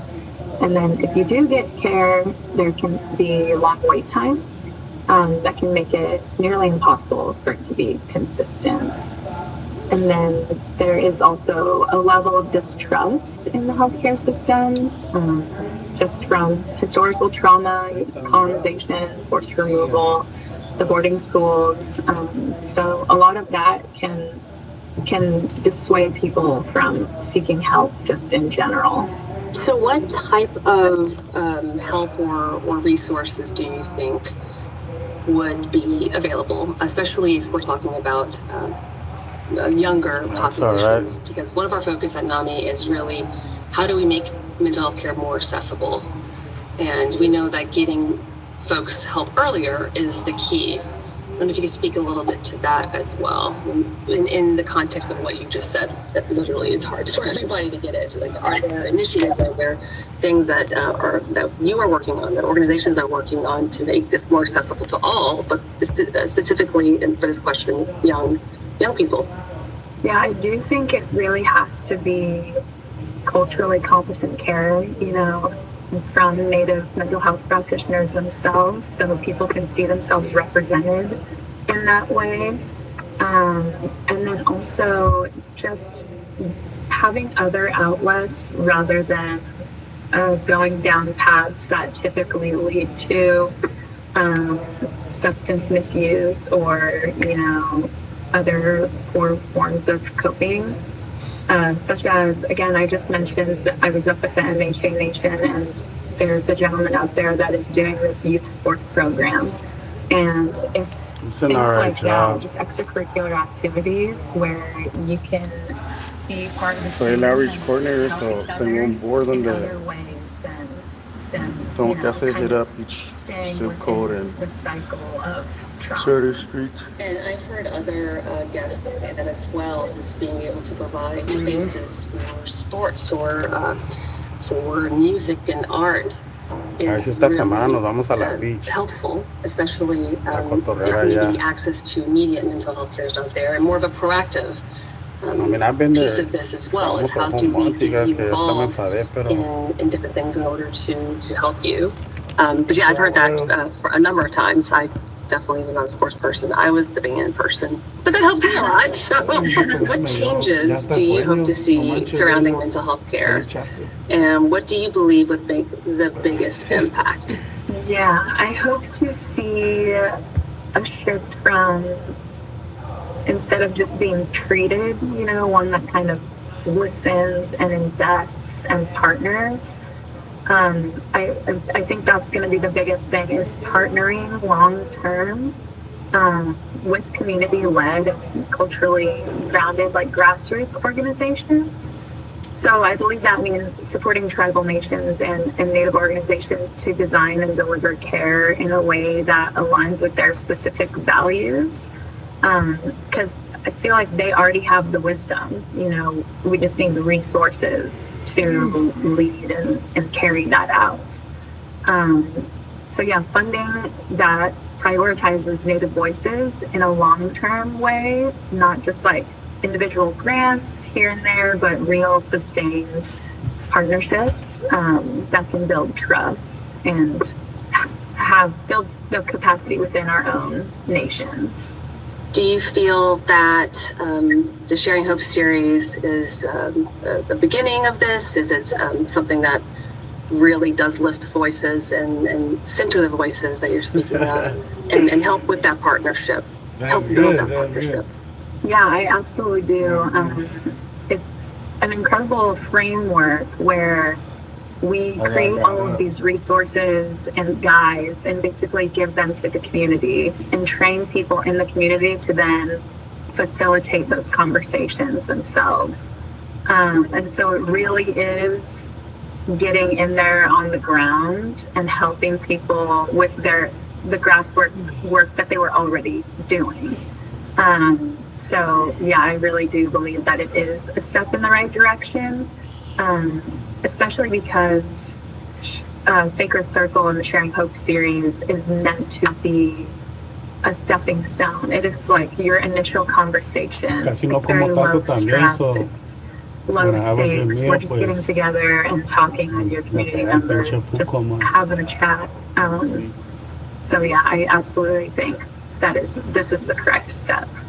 Love to hear that, and I know working with your office that the next step is going to be, the Community Health Equity Alliance is an example of the next step where communities or individuals and those who are supporting individuals who do have a serious mental illness can seek out resources and help. We help with getting access to care as well. So I think NAMI is great about starting these partnerships and then making sure that there are different initiatives within the organization that can continue them.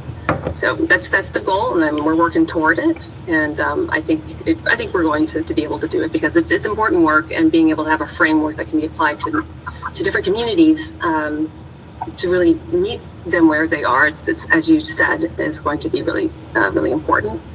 And we're working on it. So the CDC reported some really alarming statistics which showed that the suicide rate among American Indian, Alaskan Native populations were about 50% higher than non-Hispanic whites. How can we help lower this number? What programs or initiatives do you know about that are currently trying to lower this number?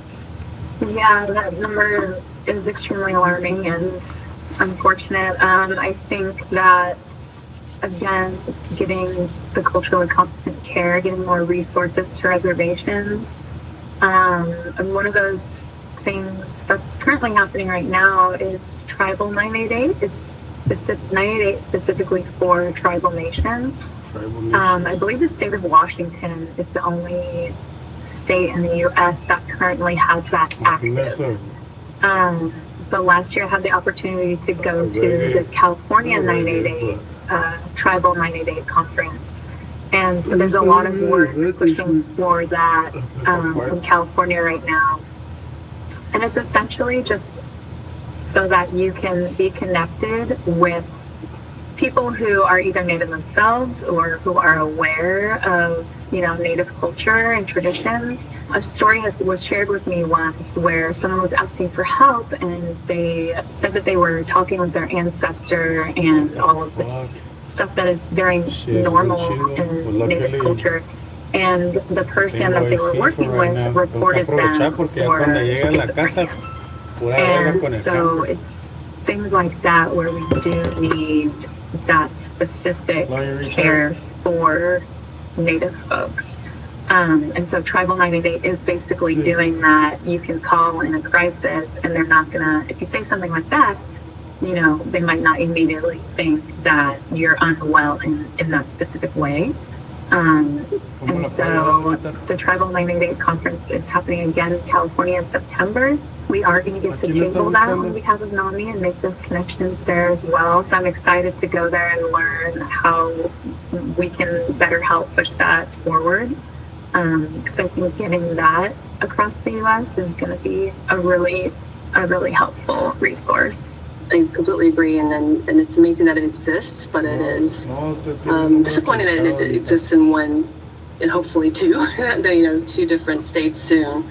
And for those of you who are listening and want to see what's happening in your own state and whether you can help, can you talk about the conference a little bit more, maybe the date, and so people could just kind of look that up and look more into how they could look at their state to see what they're doing and how they can help.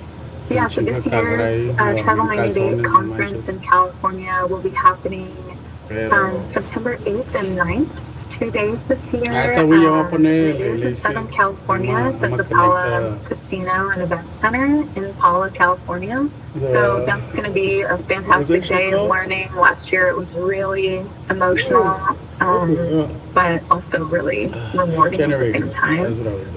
And then, if you are interested in what's going on in your state, all you have to do is Tribal 988 and your state, whatever state you're in, and you could probably see the current status of efforts in your area. Thank you so much for sharing that. So before we conclude, I'd like to ask you a question we ask every podcast guest. The world can be a difficult place, and sometimes it can be hard to hold on to hope. That's why each episode we dedicate the last couple of minutes of our podcast to a special segment called Hold On to Hope. Yeah. Can you tell the audience what helps you hold on to hope? Today? Yeah, that's a beautiful question. I think that what helps me hold on to hope is traveling to these different nations and talking to people. And everyone is very excited. Like, I know that stigma has been a thing. I've experienced it, but the people that I'm meeting and talking to, it really seems like that is finally starting to change. And it comes from a lot of elders too, where I'm seeing this positive feedback. And really, elders hold the wisdom of our communities in a lot of communities. And so to see them being so accepting and interested and passionate still is really helpful, because I feel like then they can pass down information and they can start to see a real change.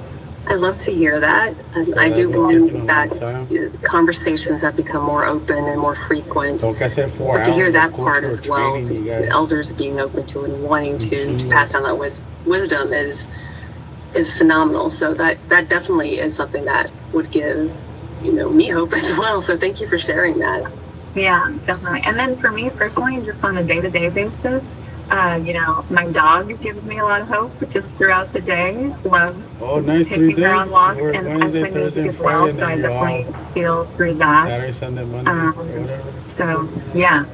Thank you for sharing that as well. I think that's important to be what everyday things can give you hope too. A run gives me everyday hope, getting that run early in the morning where it's just super quiet and I'm able to just take that time to myself. So being able to talk about the things every day that we are looking forward to or that give us hope as well is just as important as the longer, bigger kind of term goals that we all have.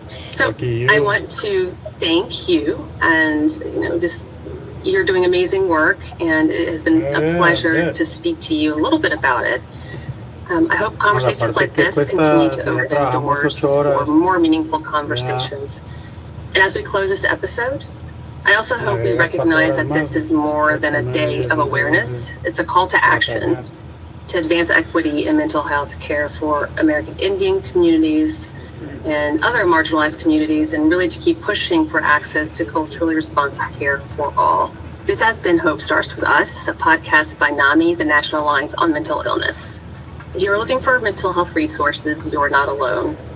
To connect with the NAMI helpline and find local resources, visit nami.org/help or text helpline to 62640 or dial 800-950-NAMI or 6264.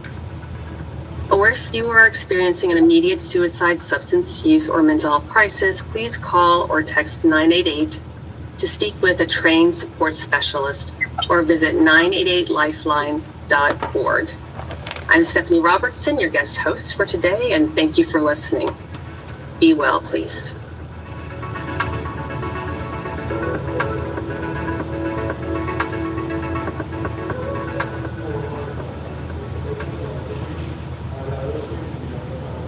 You guys were about to watch this other one, What It Means to Man Up. Y'all bitches get it twisted sometimes.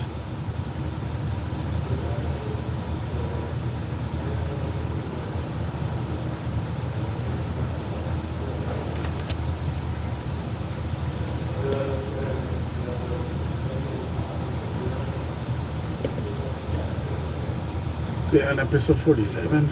Man.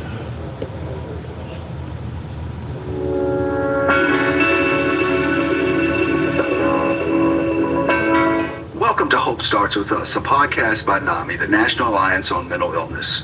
My name is Daniel H. Skillson Jr. I'm the CEO of NAMI, and I'm your host for this podcast. We started this podcast because we believe that hope starts with us, all of us. Hope starts with us talking about mental health. Hope starts with us making information accessible. Hope starts with us providing resources and practical advice. Hope starts with us sharing our stories. And hope starts with us breaking the stigma. If you or a loved one is struggling with a mental health condition and have been looking for hope, we made this podcast for you. Hope starts with all of us. Hope is a collective. We hope that with each episode, with each conversation, it brings you into that collective so you know you are not alone. Today I'm joined by an incredible veteran who spends his time sharing stories of experiencing mental illness and advocating for better mental health access, reducing the stigma associated with mental illnesses, as a man and as someone who has served within the military. I'm speaking with Randy Ryan, host of NAMI Westside LA's podcast, Man Up. I know, right? And I recently joined Randy on his podcast and am looking forward to continuing our conversation on our podcast here at NAMI. Randy is an actor, a farmer, a veteran, and an activist. We are very fortunate to have him working alongside our alliance in California. Randy, I just want to start out just by saying thank you. I know I have a script to follow, but I, just want to start with, first of all, thank you for hosting me on your podcast, Man Up.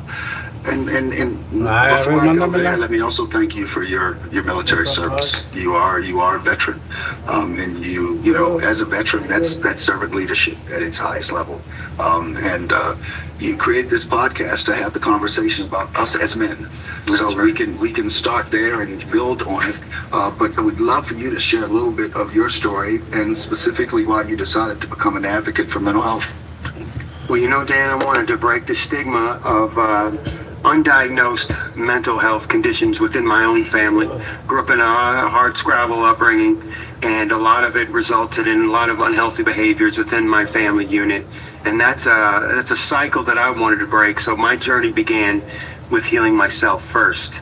And my way out of that environment was the military. So for me, joining the military was a way out. And a lot of kids that come from a tough background, that's their way out. And the military saved my life because it gave me a chance to start over. When I joined the military, I was no longer judged by my clothes or by my hair or by the fact that my parents weren't in my life. Because as soon as I went to basic training, they took everyone's hair. We all had the same hair. We all had the same clothes. Nobody had their parents anymore. We were all starting over. And you were judged by your character, how hard you would work, how you were adaptable. And those were all things I was very good at.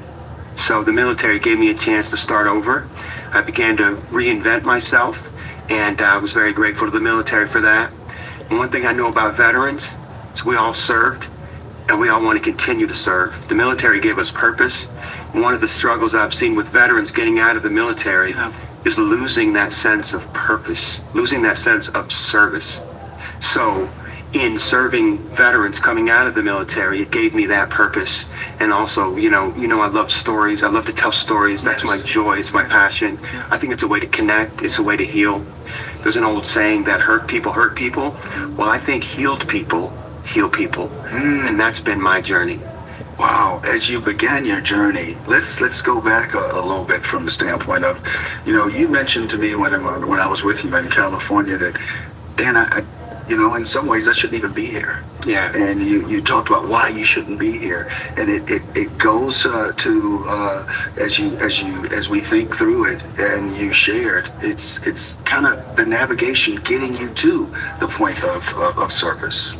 Well, I don't know what happens to some people who come from that environment who want to break the cycle. I don't know what it was for me that made me want to break that cycle, but I wanted to break the cycle, and that meant a lot of education, a lot of learning, a lot of self-improvement.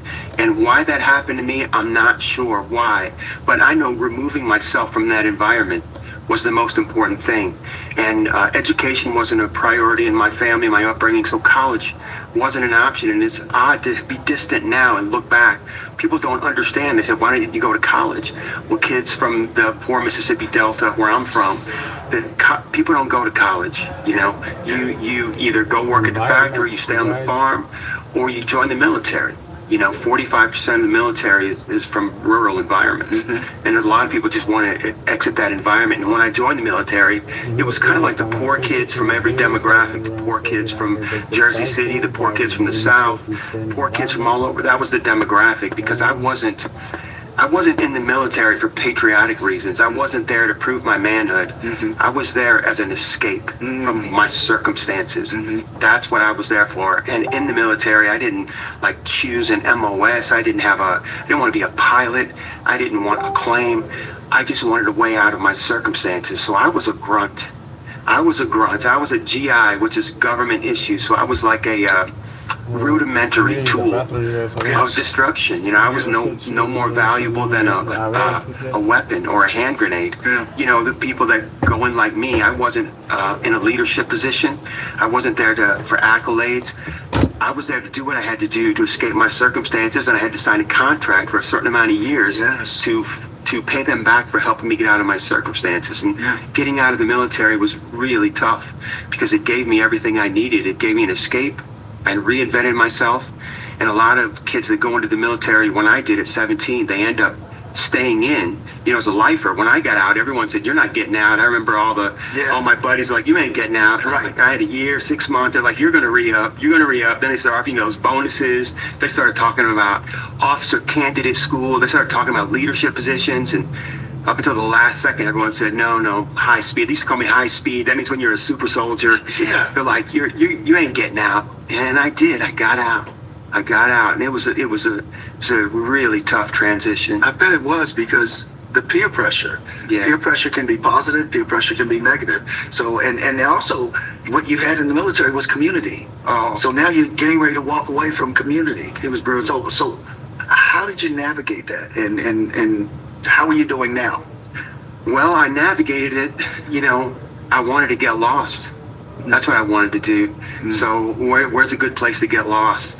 What I did, I went to New York City. Country boy. Just like urban cowboy. I went to 42nd Street, checked into a hotel, out of the military. I wanted to experience things. I was so disciplined in the military. I gave them everything, and they gave me everything back. I was so proud. But I wanted to change. I wanted to expand. The military took care of everything for me.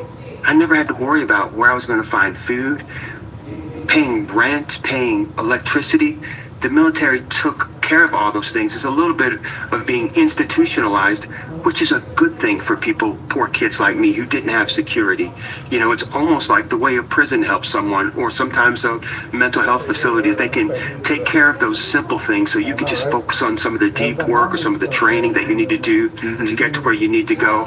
So I went to New York City to expand and to experience things. And I had some really rough years in New York City, let me tell you. When you show up there, I didn't have a lot of money, trying to find my way, worked odd jobs, but I wanted to find something. And, who knows? Only in retrospect can we look back and see why we did things. I think I wanted to learn to... I think art was really... It turns out now, look at me, I love to tell stories. And I found stories. I found, poetry readings, and I found theater, and I found music, and that's what I did. I got involved in the arts.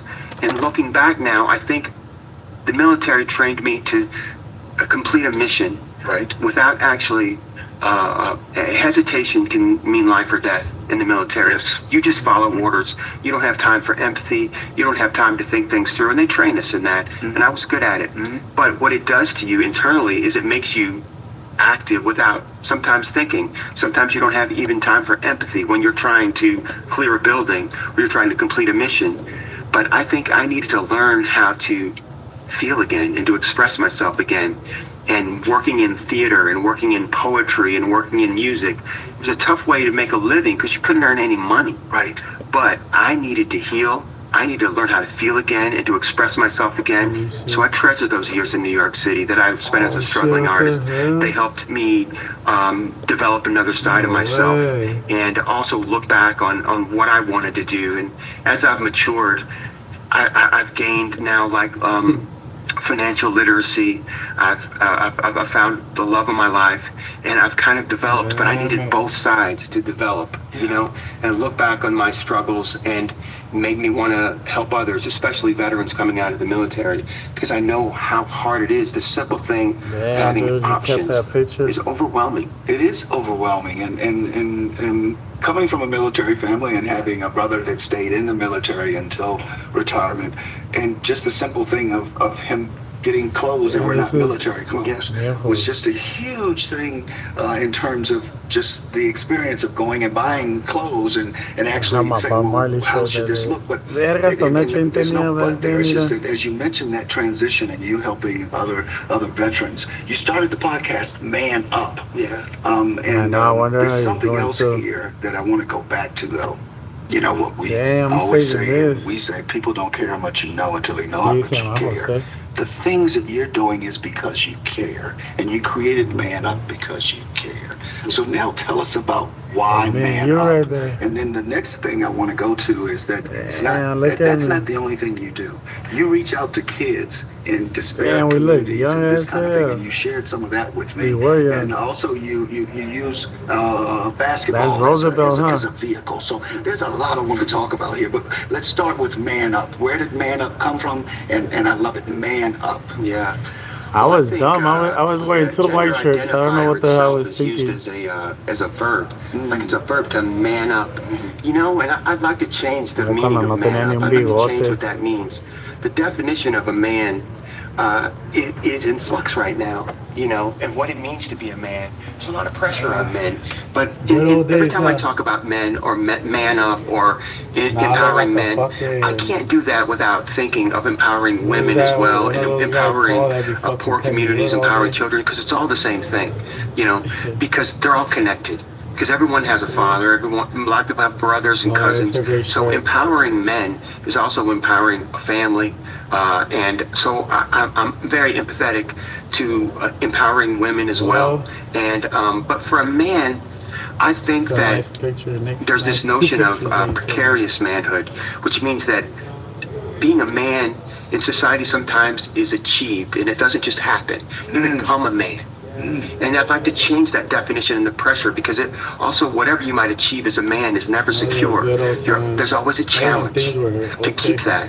Whatever the unreal standards are of manhood, you have to be wealthy. You have to provide. You have to have a six-pack. You have to be in touch with your feelings. You know, you have to be healthy. You have to have muscles, whatever. All of these things are idealizations that are almost impossible to achieve, all of them. And if you can achieve them, they're almost impossible to maintain. It's like hard won, easily lost. And in every culture, whatever the hierarchy for man is, there's also a constant challenge to your manhood. You have to meet that challenge. There's always someone that's coming up to the king.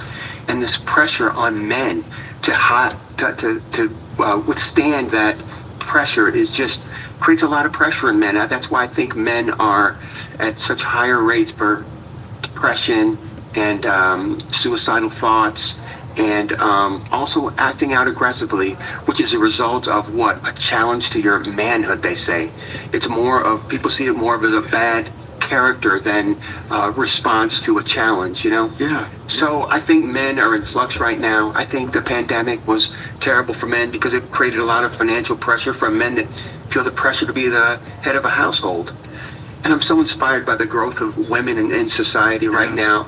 But as some of my best bosses have been females in my life. Some of the best leaders I've seen have been females. But then that affects men sometimes, doesn't affect me.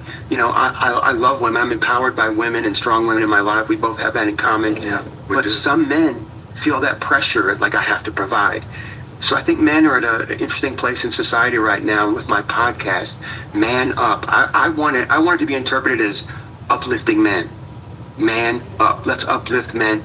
Let's redefine what it means to be a man, to be a successful man. To me, which includes being a family man, fatherhood, being a contributor of society. That's what a man is to me. Yes. So I want to continue to have conversations. I want to create a time capsule of conversations with men that will last forever in my podcast. People can look back and say, this was 2023, 2024, where we were in society. And I've just talked to all these diverse men, all of them interesting. I'm not going to have a man on there that's not very, very, very interesting. You were one of them. And just to have a time capsule that we can look back and say, like, wow, this is where we were in society as men. Yes, yes. And thank you for sharing that. And as we think about manhood and all those pressures and stressors, it impacts our mental health, our mental well-being. What have you seen, and what have you experienced in terms of as you've navigated, you know, and been doing this work in terms of our mental health, men? Yeah.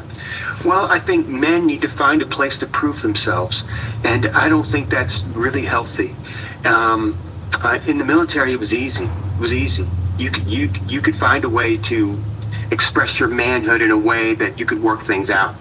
And I think in society, that pressure for men to do that leads to a lot of bad things. I think a lot of kids in the inner city will join a gang just because that's a place where they can start measuring themselves man to man against another person. You see it in college. You might see it in a fraternity where they get some initiation that might not be healthy to get in. You know, you have to be a man to, I don't know what you do in a fraternity. I wasn't in one, but I see it reflect itself in negative ways in society where men feel the need that you have to prove yourself. as you mentioned earlier, I find tremendous joy in basketball. Yes. In pickup basketball. Yeah. Because both sides of the court have a 10-foot goal. It's so equal. There's no privilege. And everyone gets a turn. If you make a basket, you give the ball to the other team, they come down and try to score.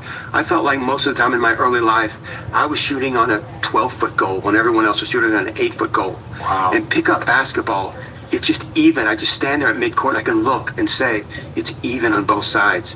And if you might be the strongest guy out there, but you know what? If you're strong, there might be someone fast. If you're fast, there might be someone stronger than you. You might be able to jump really high, but as you're in the air, someone might go by you. So you can use all of your tools of strength and weakness to find a way around, and you can navigate the complexity of it and use whatever skill you have to make yourself useful in a basketball court. So I love to play basketball, and you go out there, and no matter what you try to hide, your personality is going to come out playing pickup basketball. Right? You, the guy that wants to hog the ball might be a little selfish. There's a guy that's going to do it all. He's going to work really hard. There's someone that's going to be lazy. You can't hide on a basketball court when you go out there. And, I'm getting older now, but I still just love to go out there. To me, it's mental. It's like chess. I've had to change. I can no longer hang on the rim, but I can find my way around with my brain now. And so I love to play basketball. It's also a place where men start talking.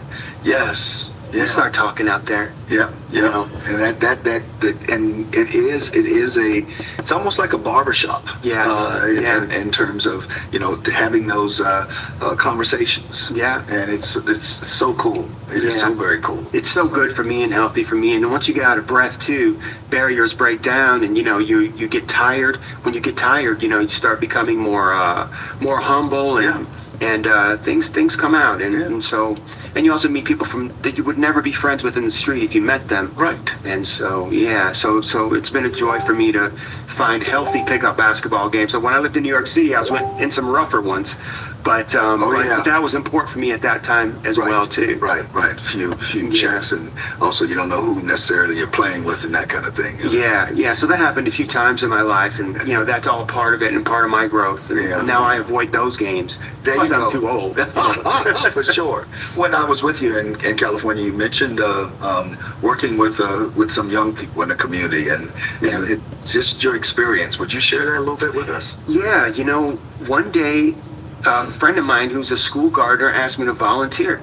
He said, "Wait a minute." He said, "Didn't you grow up on a farm?" I said, "Yeah." He said, "Wait a minute, aren't you a veteran?" I said, "Yeah," because I didn't really tell people either one of those things about me, But I went and volunteered in the inner city, where they wanted veterans to come and work with some of the inner city kids to plant some vegetables, because those schools are all concrete. There's no parks, there's no grass, there's no greenery. So I just volunteered one day. And then they said, "We're going to do this again." About a month later, we're going to find another school. And the kids were so joyous. They were so happy to do something active. Some of the kids are not really have good grades, but they were amazing with their hands, amazing in real time. And so I did that again. And next thing you know, it became a movement. And it was adopted by the American Heart Association. And they wanted someone to run it. On the other side. They're like, "Who are we going to get to run this?" So first of all, you had to have some qualities. You had to know how to grow food. I was like, "I know how to do that." You had to be a veteran, and you had to not be intimidated by the kids. I'm not intimidated by those kids. They're much like me. They may not look like me. We may have different skin color, but we grew up in a very similar way. And the other thing is that you had to be able to deal with the nonprofit business end. And that's where a lot of people fell off.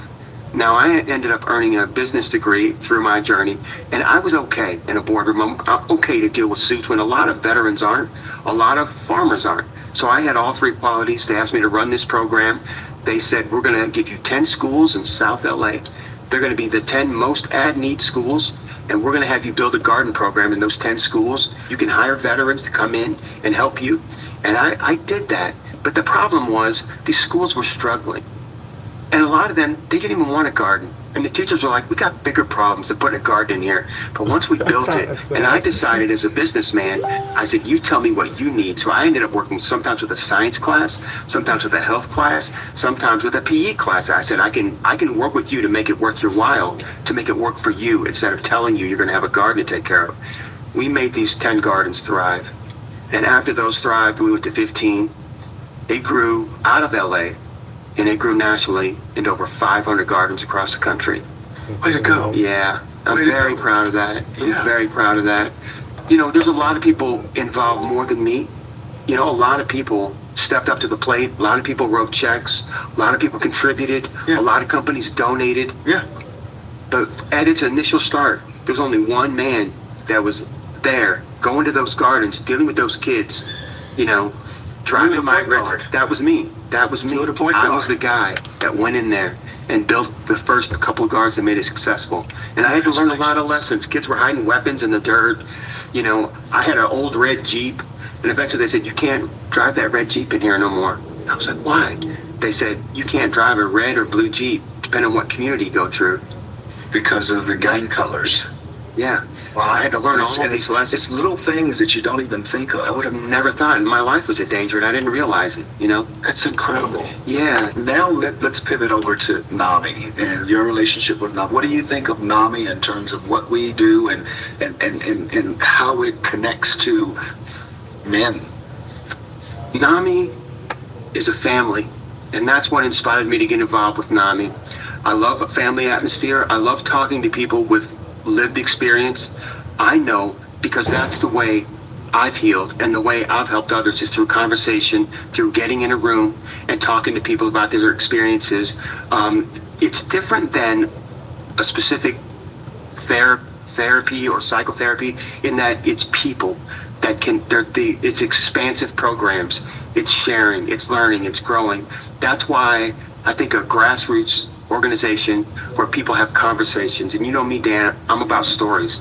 I love stories. I love to share stories. I think the power of our society and our history is sharing stories. You know, we have to learn from history. We have to learn from each other, and we have to help each other. And there's no better person to help you than someone that's been through it. Because if you've been through it, you want to share with others. And that community atmosphere and the family that it creates is why I got involved in NAMI. Yeah, it's peer to peer. And nothing about us without us. That's you it. look across the table and you see someone that's navigated the same thing you have, and you didn't know that before you sat down across from them and you say, wait a minute, oh, you're navigating the same thing I am. Yeah. Or you went through what I'm now going through. Yes. This And is- I have resources for you, and you have resources for me. There you go. There you go. So it's almost like playing basketball. Exactly. Yeah. Exactly. Okay. Well, you know, one of the things that we do at the end of every one of our podcasts is we ask folks, you know, what gives them hope. So, Randy, what gives you hope? What gives me hope is our capability to communicate and to have open discussions about things, because I think that's the only way things are going to change in this country. Things are going to grow. We're going to continue to evolve as humans, just like cavemen that used to do drawings on the caves on the inside. We have a ability to communicate and talk and use all the resources of technology to communicate. I love the fact that I can talk to people and reach people. And in my podcast, I get to sit across from men and share. And in NAMI, I get to share with so many different people and have conversations, open conversations where people listen. And the power of a conversation is what gives me hope for society in the future. And I'm very hopeful that we're headed in the right direction. This is wonderful. So listen, it's so appreciative of us to have you here. And on this podcast, hope starts with us. So, and it starts with all of us. So, you know, thank you. Thank you. We do say something to our audience at the very end. This has been Hope Starts With Us, a podcast by NAMI, the National Alliance on Mental Illness. If you are looking for mental health resources, you're not alone. To connect with the NAMI helpline and find local resources, visit NAMI.org/help. Text helpline to 62640 or dial 800-950-6264 or NAMI. Or if you are experiencing an immediate suicide, substance use, or mental health crisis, please call or text 988 to speak with the trained support specialist or visit 988lifeline.org. This has been NAMI's podcast. My name is Dan Gillison. Thank you for listening and thank you for watching.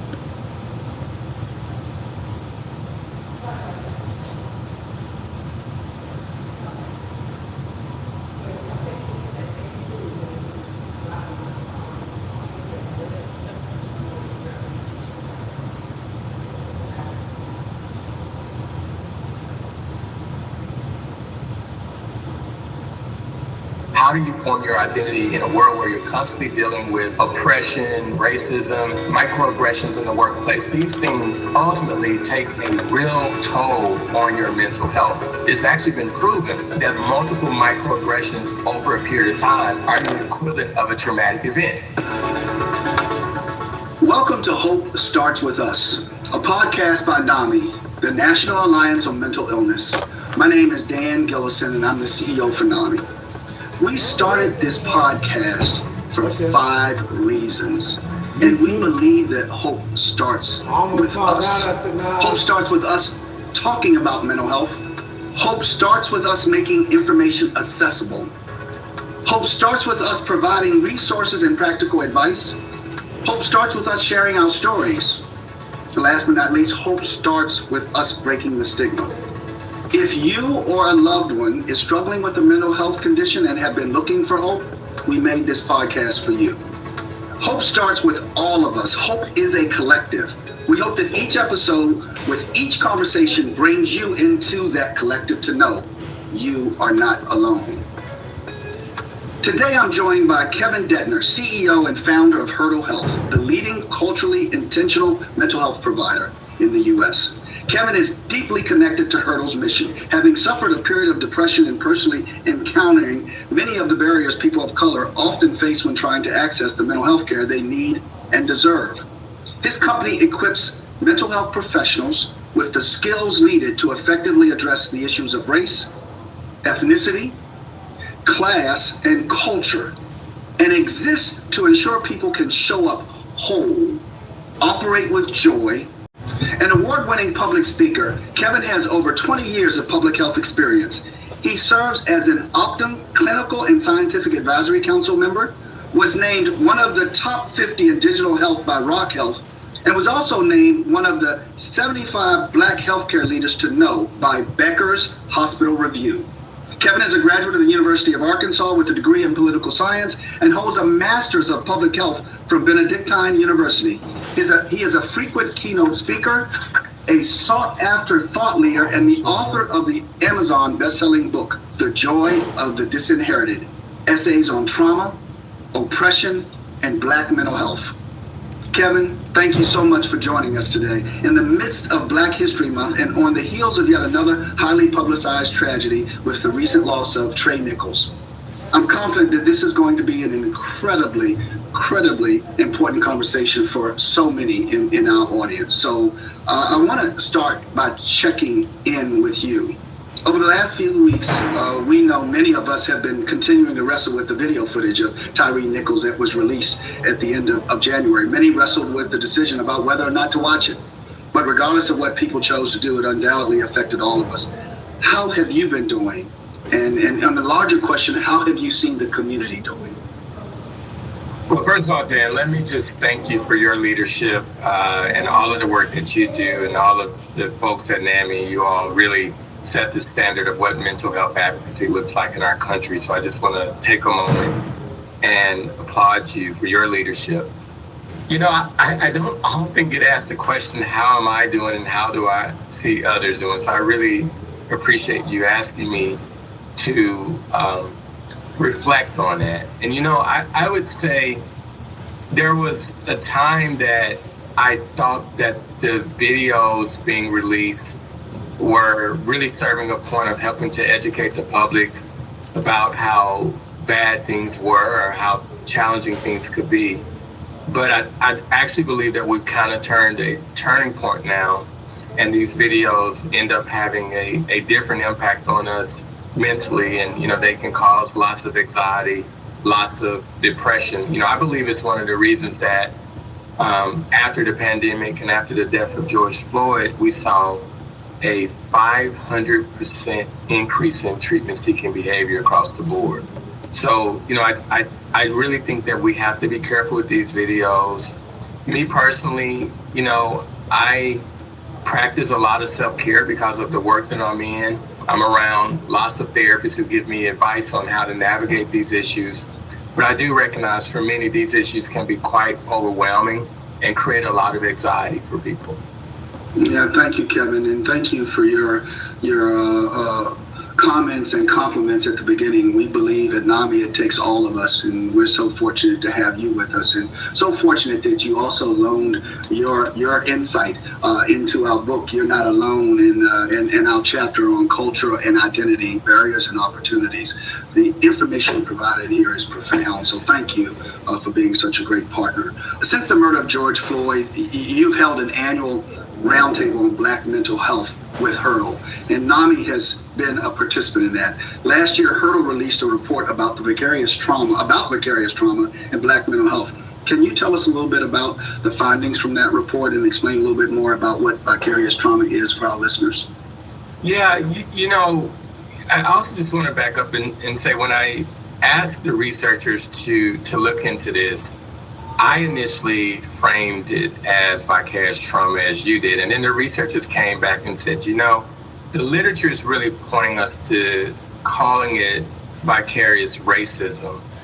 And you know, I think, you know, Dan, when we do this type of work, we really try to make the work palatable for people to understand and receive.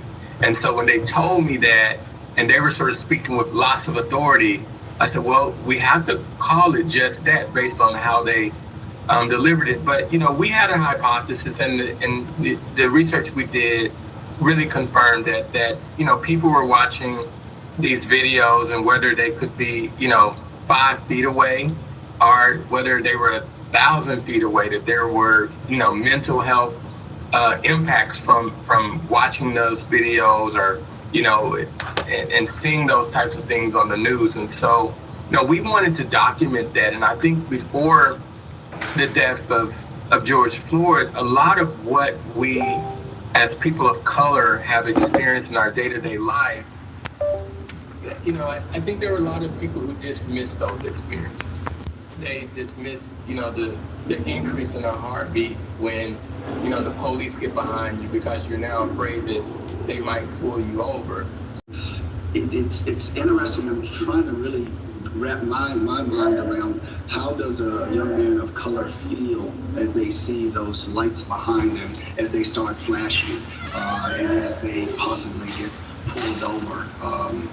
What's the emotion and what's the mental scenario that is playing out in their minds, just based off of the news and based off of some of the results that they've witnessed, either many of them indirectly, of course, but we've witnessed it through the news and through the media and through social media.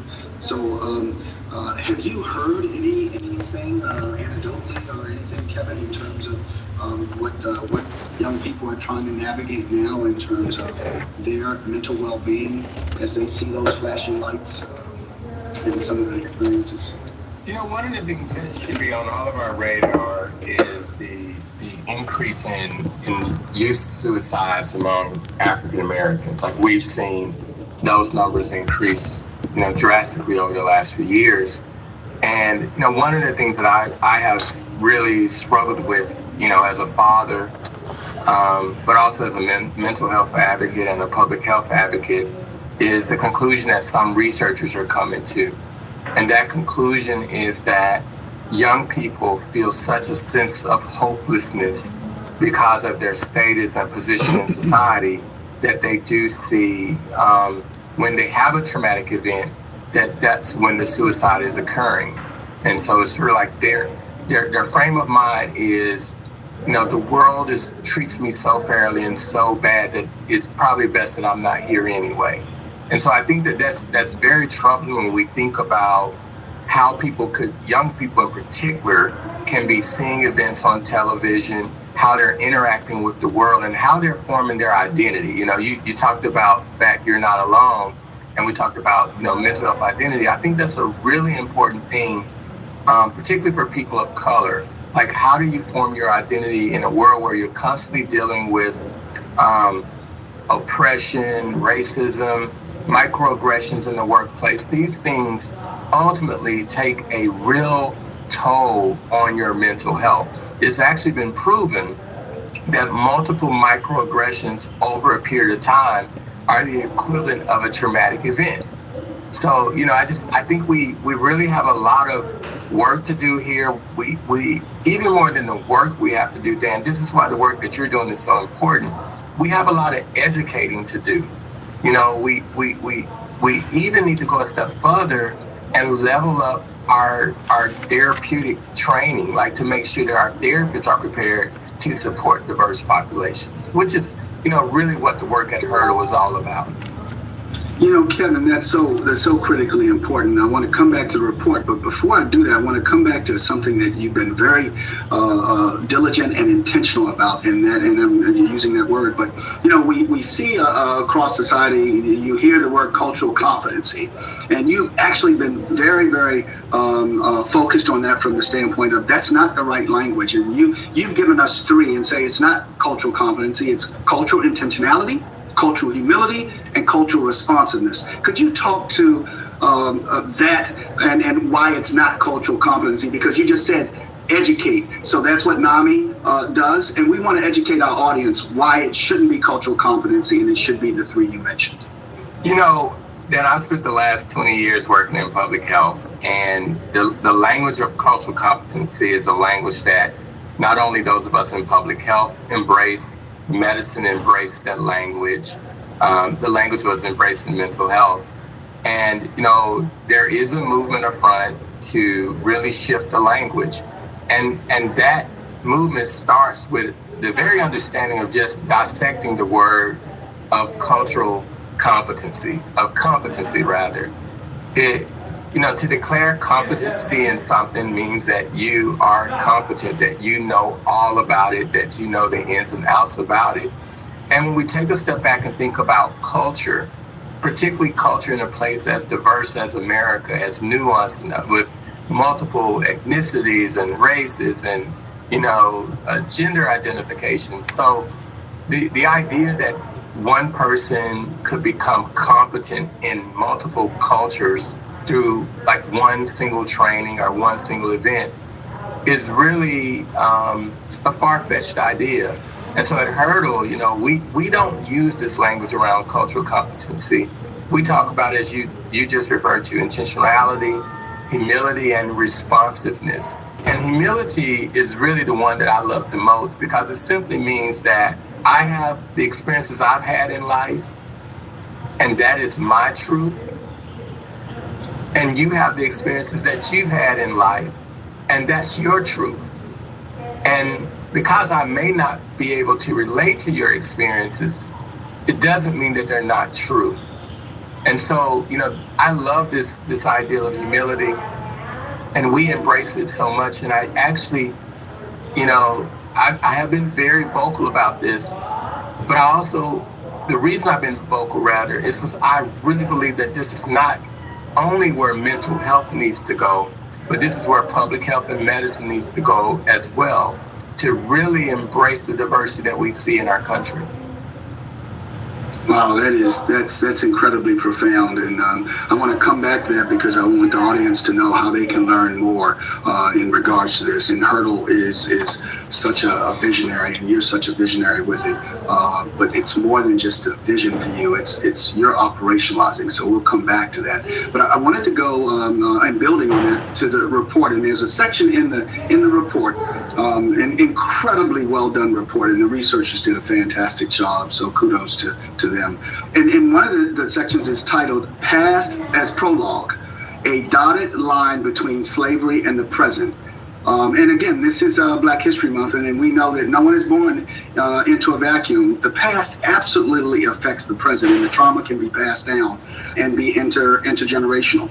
Can you talk more about the history of how Black communities were treated in the past and how that contributes to ongoing trauma today? Yeah, this is such a loaded topic, and then there's no way we'd have enough time to rightfully unpack this. But let's just start with the very basics. And for some people, when we talk about these types of things, this conversation can be uncomfortable and unnerving. But it's important, as you said, to make sure that we draw the line so people understand the stigma, the culture nuances associated with people accessing mental health today. There was a time that the fathers of therapy, of mental health, believed that people of color, Black people in particular, were too simple for talk therapy. You know, like that our brains were not sophisticated enough to process our emotions that way.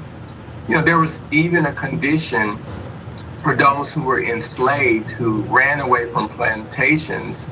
They were diagnosed with a condition. So, you know, these sort of underpinnings in our mental health care system really are sort of foundational things that thread the system even today, right? And, you know, the research and learnings that we lean on really come from research from limited populations, mostly middle-class white Americans who have experienced one single trauma. And so, you know, part of the important work that I think we all have to do to really honor the diversity of our country is to start to overlay these ideas of cultural humility and cultural intentionality with what we know about mental health and how to take care of people.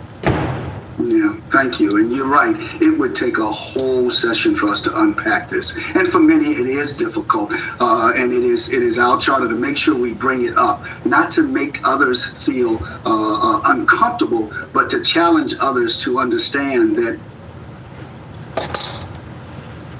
she's having a bad day, right? From the standpoint of all of our intentionality, and not just to speak to it, but to do different things. And as you talked about, you know, I think it was called drapetomania. Yes, that's drapetomania. And if someone wants to know more, they can actually Google drapetomania, and it will tell them quite a bit. I do think it's really important for people to understand the historical context around the tragedies that we've seen: George Floyd, Trey Nichols, and so many others, and the pain that it goes across entire communities. And I think it's important to know that a lot of barriers for our Black healing are historic and systematic. So to find the solutions in healing, we also need to think systematically. What advice do you have for politicians and advocates about how we can address the intergenerational and systematic traumas that burden communities of color? Yeah, before I give the advice for the sort of policymakers and advocates, I just want to say a word for people who are on the journey themselves.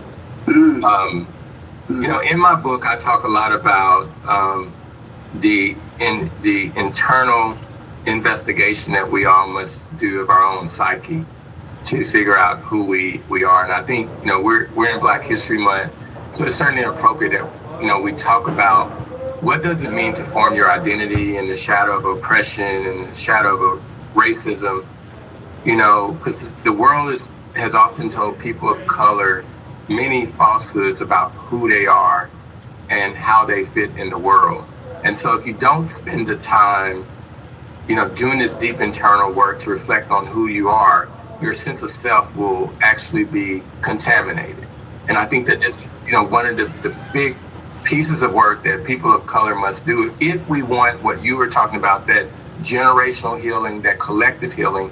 We have to do an examination of our psyche to parse out the half-truths, to figure out who we really are. And so I tried to talk a lot about this in my book, because it's been the personal journey that I'm on, the personal journey that I'm on as a Black man from the antebellum South, you know, really living like sort of in this place where I have a grandmother who's 105 years old, who was a maid for a family in rural Arkansas for 40 years. And so learning like the social norms of the South, you know, those things really, and at the end of the day, impacted my psyche and my identity. And so I had to do the work around that. So that's the work I just want to encourage folks to do individually. And that work, Dan, by the way, is not just for Black people. That work is also for everyone to like sit with yourself and figure out how you fit in the world and what you've been told and how do you interact with people. And when people commit to that, I think they'll really find themselves on the other side a better person. For policymakers, we have to continue to figure out how to make mental health more accessible. We've seen these large increases in treatment-seeking behavior, but we're not seeing people of color in care compared to their counterparts. So something is still fundamentally wrong. Obviously, we have to work on payment and insurance, but we also need to do work around making sure that therapists can practice across state lines to increase our capacity. We should be concerned about the lack of diversity in our workforce. Less than 4% of the therapists in the country are people of color. So we have some real systemic, Dan, and you used this word earlier, we have some real systemic problems that, candidly, you and I are going to retire, and some of these problems are going to still be here because they're generational problems. And so we really need people to commit to the long-term work of fixing these systemic problems. Wow, there was so much in what you just shared. And as you talked about your book, I want to come back to that. But I also want to come back to what you said about the 4% of therapists look like us. When you think about that, Dr. Owen Garrett did a study with Stanford University. It was a study about Black men and us going to the doctor. And this study with the university was showing what was the acceptance rate when that medical professional looked like us and gave us feedback on our diabetes, blood pressure, whatever it was. The take rate was much better. The trust was much better from that. And the report is pretty profound in terms of it was over a significant period of time and what they learned. And that's what we're talking about right here. So when you talk about 4%, we always talk about what it looks like. Well, I want to say what that means is that 96% don't. So there's this huge vacuum of providers and that workforce. And yes, you and I will retire, and we've got to find a way to help develop that workforce and to also make sure that workforce feels valued. And that's, I think, the other challenge is that our workforce that is doing this work, they get exhausted and they're not seeing the real long-term support, and we've got to make sure we're providing that. But I want to come back to your book because I think that it's important that we share your book with the audience, The Joy of the Disinherited, Essays on Trauma, Oppression, and Black Mental Health. And I do have a couple of closing questions, but before I go there though, this book is profound, The Joy of the Disinherited, Essays on Trauma, Oppression, and Black Mental Health. And I gotta just ask you, do you have a couple of aha moments of reflection as you were penning this book that were like, wow, for you, Kevin?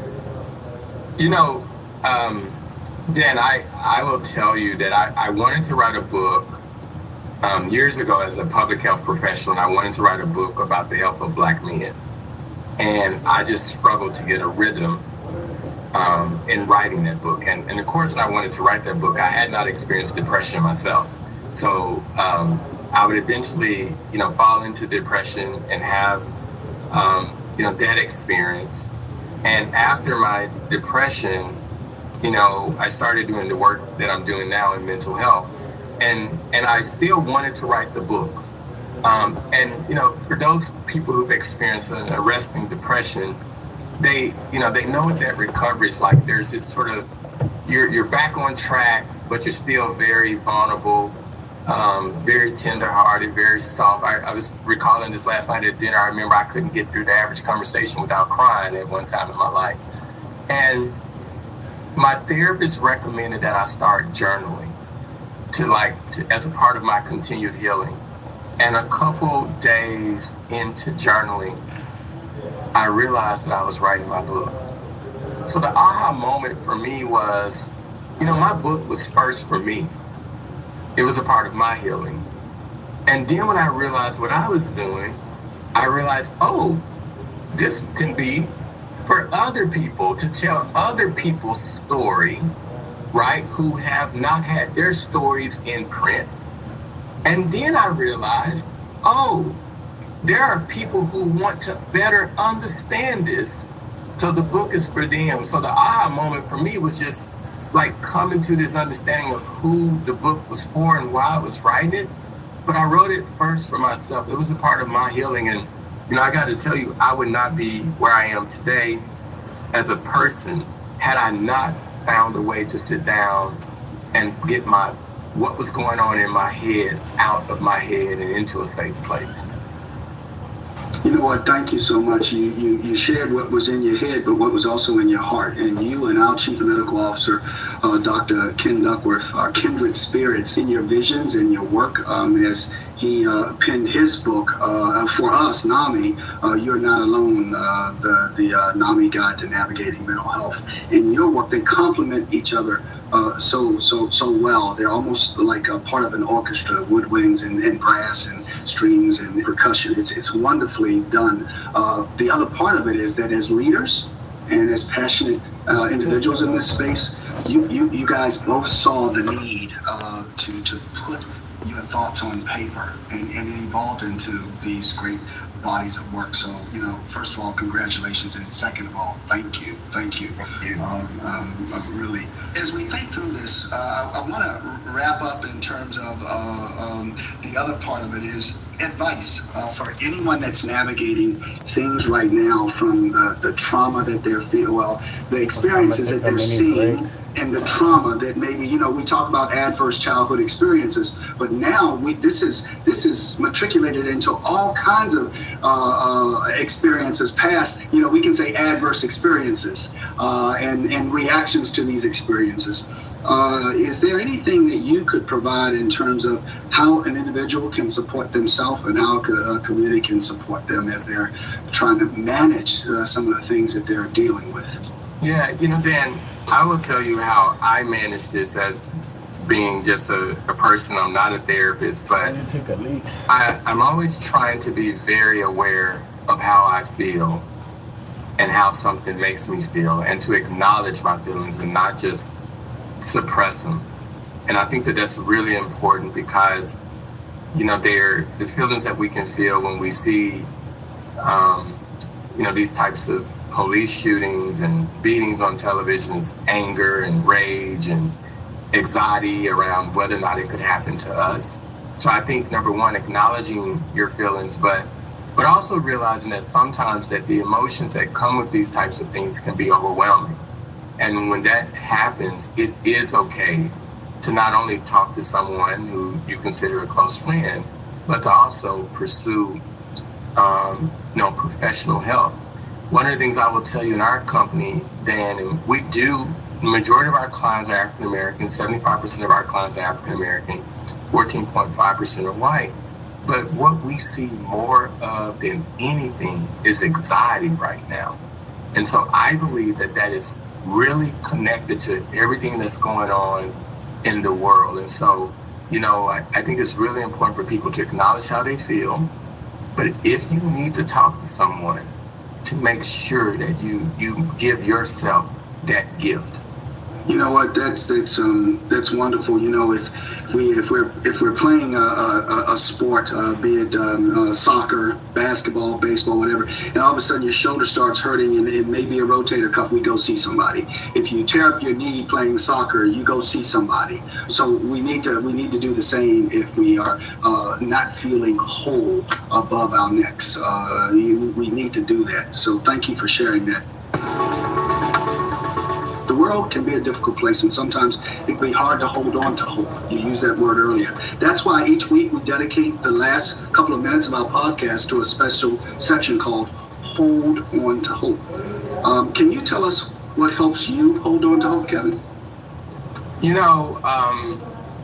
The title of my book is The Joy of the Disinherited.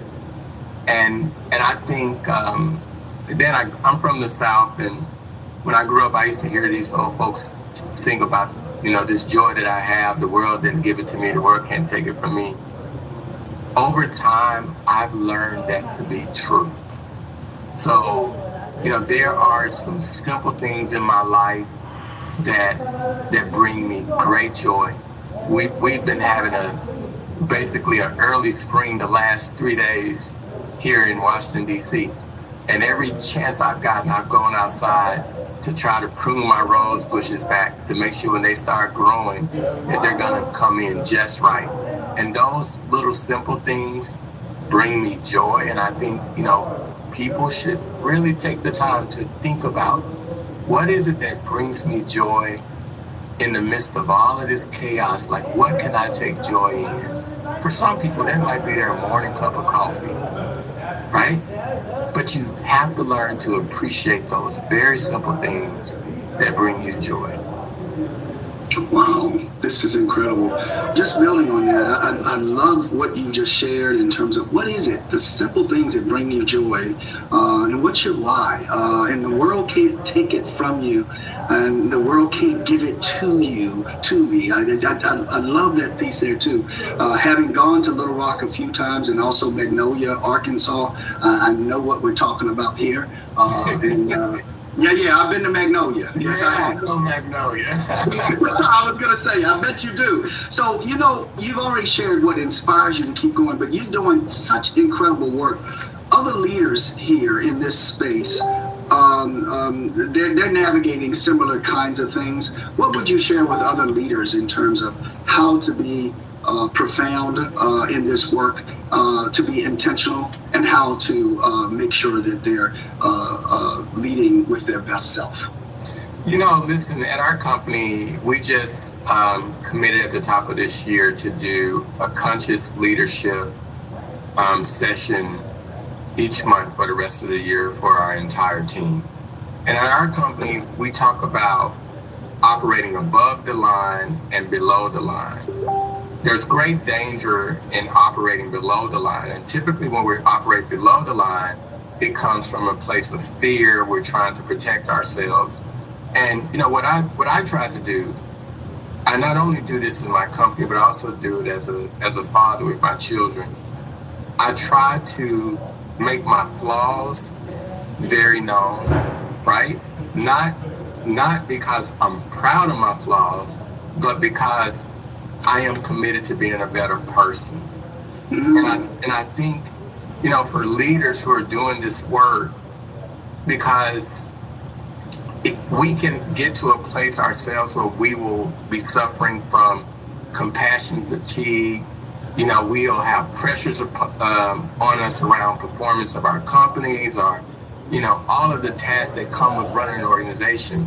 So it's fair to admit that you're not perfect, and to create an environment that does give grace, because you need to grace yourself too. And you know, that's what I try to do at our company. I'll be honest, some days we come up short, but on most days, you know, we're able to create a place where people can feel incredibly proud about the work that they do, and feel some safety around, you know, them on their journey to become their best self.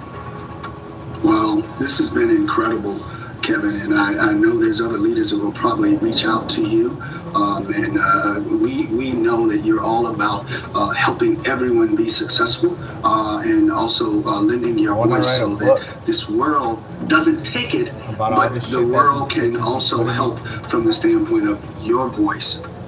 This has been Hope Starts With Us, a podcast by NAMI, the National Alliance on Mental Illness. If you're looking for mental health resources, you're not alone. To connect with the NAMI helpline and find local resources, visit nami.org/help. Text helpline to 62640 or dial 800-950-6264. To access Hurdle's Health Culturally Intentional Mental Health Providers, visit www.hurdle.health. If you are experiencing an immediate suicide, substance use, or mental health crisis, please call or text 988 to speak with a trained support specialist, or visit 988lifeline.org. I want to tell you, this has been a special moment for NAMI to be able to have the CEO of Hurdle with us, Kevin Dedner. His work and that of his team and his company is incredible, and he is absolutely a change agent. Kevin, it's been a pleasure to have you with us today, and we're so fortunate that you're working in this space. Thank you. It's been my pleasure, Dan. Thank you. I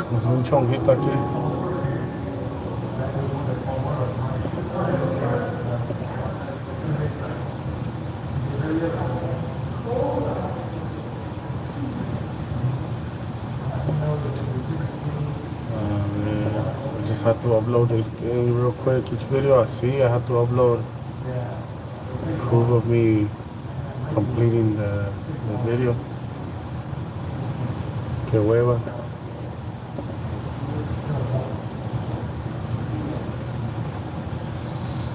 gotta take a beauty break.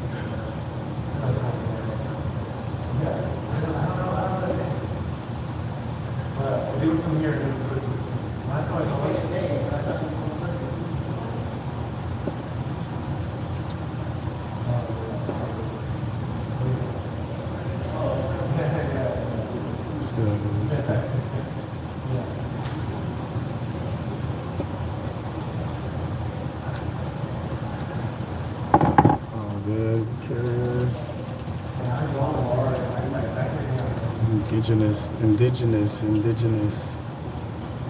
Eso es lo que vamos a hacer next, you guys. Indigenous mental health and well-being.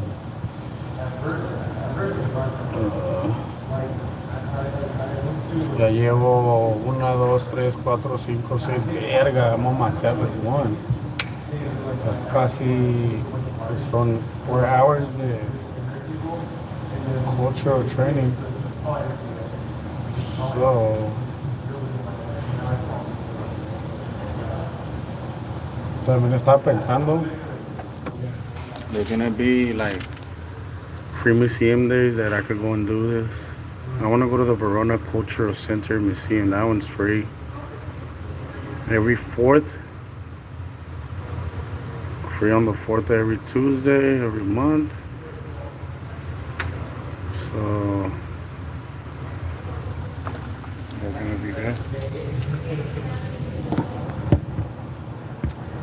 Yeah, I'm just knocking these out of the way because then I have to do all of them at once, and I'm not trying to do that. So we're gonna do the indigenous.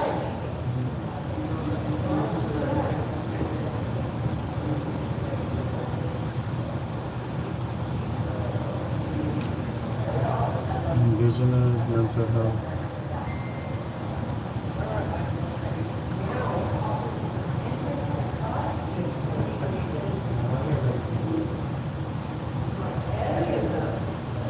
And well-being.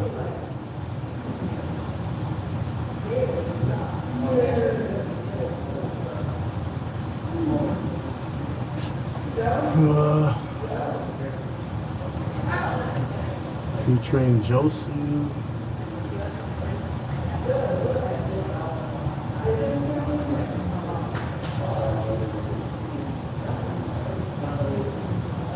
This is gonna be 29 minutes. Oh, Jesus.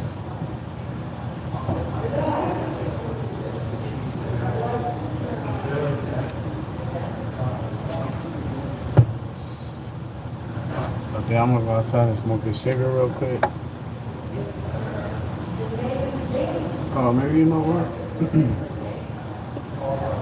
Good hand, Really, there's no amount of mental health services or healthcare that's going to transform Indian country in the way that it needs to. Our problems are much bigger and deeper than just mental health issues. And so while those are important, they can help relieve some suffering, we need structural transformations, economic transformations. Well, that's actually pretty cool. I couldn't see the comments on this one. Welcome to Hope Starts With Us, a podcast by NAMI, the National Alliance on Mental Illness.